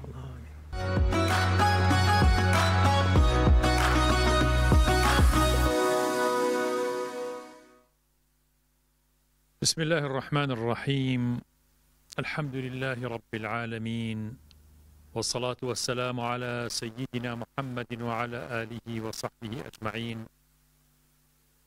إلهنا ربنا ظلمنا أنفسنا وإن لم تغفر لنا وترحمنا لنكونن من الخاسرين. اللهم وفقنا لما تحبه وترضاه. اللهم وفقنا لما تحبه وترضاه. اللهم وفقنا لما تحبه وترضاه. ربنا آتنا في الدنيا حسنة وفي الآخرة حسنة وقنا عذاب النار. يا ربي خويك لم يوارو لم كاتدرنقاني روجو لنسيك بونا ولا بربانك داواي عفو مغفرته لكل داوای دامەزراندنی دڵمانەکەین لەسەر ئیمان لەسەر دینداری لەسەر دامەزراوی لەسەر ڕاستڕۆشتن و ڕاستگوتن و ڕاست ئەنجامدان یا ڕەبی دوعاکان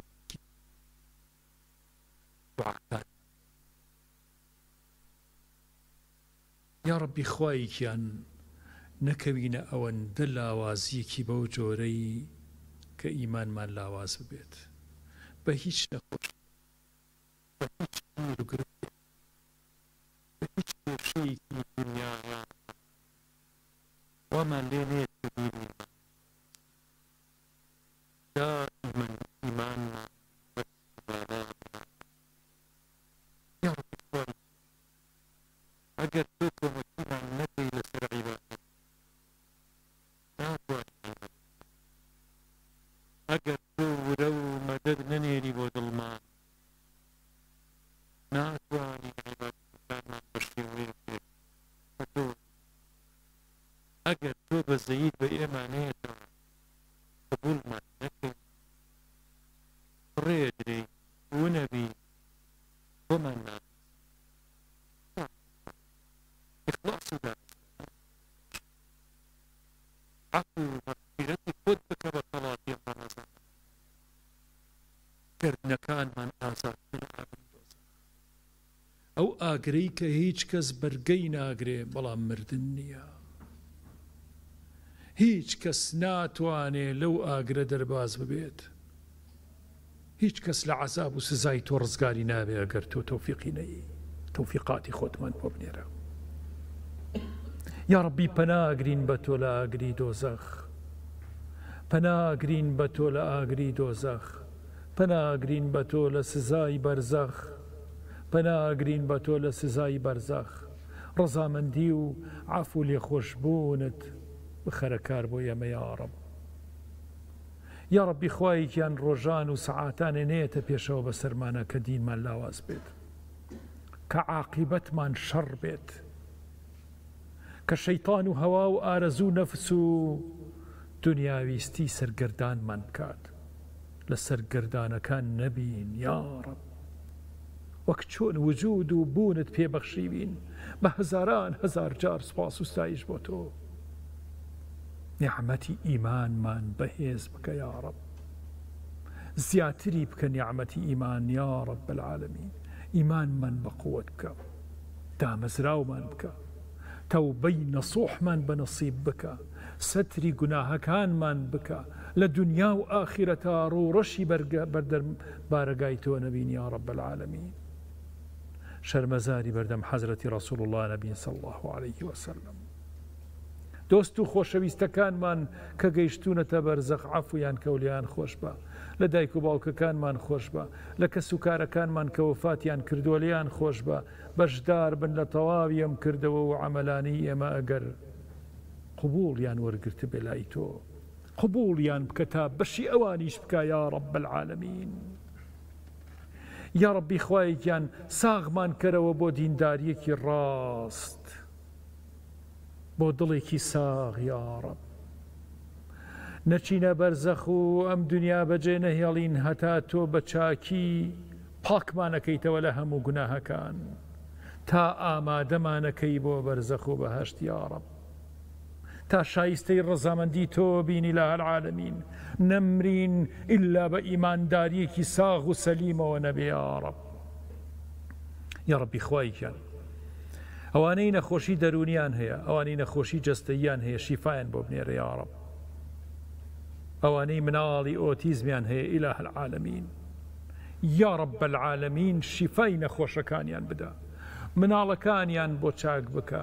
هێمن و هێوریان بکەرەوە، ئۆقرەیی بگێڕەرەوە بۆ ناو کرۆکی دڵیان تا ئەو دایک و باوکانە ئیسراحەتێ بکەن، جەزایان مەفەوتێ یا رب، جەزایان نەفەوتێ و پاداشتیان زۆر بەرز بێ لە بەهەشت و لە قیامەتە ئەوانەی ڕێعایەتی و مناڵانەکەن ئیلاهە العالمین، چونکە زۆر زەحمەتە ڕێعایەتی مناڵی ئۆتیزم و ئەو مناڵانەی ئەو نەخۆشیانیان هەیە، ئەو کەسانەی نەخۆشی دەرونی و شیزۆفرینیان هەیە یا ربی شیفایان بۆ بنێرە. یا ربی خوایەکیان ئەوانەی ڕێعایەتیانەکەن ئیلاهە العالمین، کۆشکە باڵا و جوانەکانی بەهەشتیان بەنەسیب بکە، دوعاکانیان گیرا بکە، ڕزقیان فراوان بکە، دڵیان خۆش بکە، شیفا بۆ نەخۆشەکانیان بنێرە. یا ربی خوایەکیان تەواوی براو خوشکەکانمان لە ئەوروپا و لە ڕۆژاوا یا رب العالمین، کوردە ئاوارەکانی ئەوێ و ئەوانەی کە لە هەندەرانە ژین ئیلاهە العالمین دوعاکانیان گیرا بکە، ئەوانەی بەدڵ لەگەڵ ئەم بەرنامە ئازیزەی ئێمەیان ئیلاهە العالمین دوعاکانیان وەربگرە، بەربانگیان پڕ لە نیعمەتی خۆت بکە، ئێوارانیان پڕ لە مەغفیرەت بکە، شەوەکانیان پڕ لە عیبادەتی وەرگیراو بکە، دوعاکانیان گیرا بکە، مناڵەکانیان مەحفوظ بکە، نەخۆشەکانیان شیفا بدە، ئەوانیان مناڵیان نییە مناڵی ساڵحیان پێ ببەخشە لەگەڵ سرجەم ئەوانەی وڵاتی خۆشمان و سرجەم مسلمانان. هەر کەسێ مناڵت پێ نەبەخشیون ئیلاهە العالمین مناڵی ساڵحیان پێ ببەخشە. ئەوانەی قەرزارن و کەم دەسن بە تایبەتی لەم مانگە مبارەکەی ڕەمەزانە ئیلاهە العالمین ڕزقیان واسع بکە. وڵاتەکەمان بەرەو ئاوەدانی و ئاسایش و ڕزق و ڕۆزی و بەرەکەتی زیاد ببە یا رب. ئەم ئاشوب و بێتاقەتی و ئەم نەبوونی مەعاشە یا رب العالمین کۆتایی پێبێت، خەڵکی بکەوێتە هەرزانی و ئیسراحەت و ڕفاهیەت یا رب العالمین. یا ربی خوایەکیان عاقبەتی هەموو مسلمانان بەخێر بگێڕە، هەر وڵاتی شەڕ و ئاشوب و مشکلەی تایە خوایە مشکلەکانیان مەهێڵە، بە تایبەتی وڵاتی فەلەستین، خەڵکی غەزە ئیلاهە العالمین، ئەو هەموو مناڵ و ژن و خەڵکە داماوە یا رب العالمین ڕزگاریان بکە، ئەم شەڕە کۆتایی پێبێت ئیلاهە العالمین، لە تەواوی جیهانە شەڕ و ئاشوبەکان کۆتاییان پێبێت، میلەتان بەرەو سەقامگیری و ئاسایش و خۆشەویستی و ئیمان ببە یا رب العالمین. سەرزەوی زۆر پێویستی بە مەرحەمەت و میهرەبانی تۆ هەیە، یا ربی خوایە کەمی مەکەرەوە لە سەرمان، قەهر و غەزەبمان لێ مەگرە لە پای ئەو هەموو گوناه و تاوانانەی لەم سەر ئەرزەیە ئەکرێت، لەو شوێنانە ئەکرێت کە پێویستە نوێژ و عیبادەت و تاعەتی توی تیا بکرێت. یا ربی خوایەکیان هەموو مسلمانان و هەموو ئیمانداران بپارێزە، هەموو ئەم وڵاتانی خۆمان و تەواوی وڵاتانی سەر ئەرز بپارێزە. یا ربی خوایەکیان ئەوانەی نازانن دوعا بکەن، ناتوانن دوعا بکەن، ئیلاهە العالمین ئێمە بۆیان نەپاڕینەوە دوعاکانیان گیرا بکە، احتیاجی و پێویستیەکانیان دابین بکە بە مەرحەمەتی خۆت. ئەم بارانە ببێتە بارانی ڕەحمەت کە بەسەرمانە ئابارە ئیلاهە العالمین، وڵاتەکەمان زیاتر ئاوەدان و شین و جوان و پڕ بەرهەم ببێت، وڵاتەکەمان پڕ ببێتەوە لە خێر و خێرات، لە چاکە یا رب العالمین، لە بەرهەمی جوان. یا ربی خوایەکیان ئەوانەی ئاژەڵ و وڵاخ و گیانداران بەخێوەکەن ئیلاهە العالمین بەرەکەتیان تێبخە، بەرەکەت بخەرە بەروبوومیان، بەرەکەت بخەرە ڕزق و ڕۆزی فەلاحەکان ئیلاهە العالمین. يا ربي خواهی كان هر كسي هر وظيفة وكاري هي والرزقي كما خواهي الرزقي واسع بك إله العالمين رزقي فراوان بك ودلي خوش بك من على كان يعني يا رب العالمين دل خوش بك زور دعاء كان من تو ايان بينيد تو أزاني يا رب العالمين دعاء كان من تشيا تو أزاني احتياجات كان من تشيا بيوستي كان من قرب كروا من على كان من بو محفوظ بك لدنيا وآخرتا عاقبة خير بك إله العالمين سرجم من علي مسلمانان ومن علي إيما وسرجم إيمان داران وبينراني خوشويستمان نوي وكان شيان صالح ودين دار ولشسا غدور لبلا ومصيبة بك يا رب يا ربي خوايا بسلامتي وبعاقبة خيري بخير وبئرك زور وبمان جرر وبقيامة برزخ يا رب يا ربي بعزيز وخوشويستكان من بكينا نئيما غايب بين لوان نأوان لئيما غايب بن كسانك من بو بهشت وكسان بو دوزخ ونبين يا رب همومان لبهشت ورزامندي خوتاك وكروا إله العالمين بلي هربرزي فردوس إعلاما بنصيب بك يا رب العالمين توفيق من بو هداية من بو اللهم آمين آمين آمين يا مجيب السائلين ويا أرحم الراحمين ويا أكرم الأكرمين سبحان ربك رب العزة عما يصفون وسلام على المرسلين والحمد لله رب العالمين والسلام عليكم ورحمة الله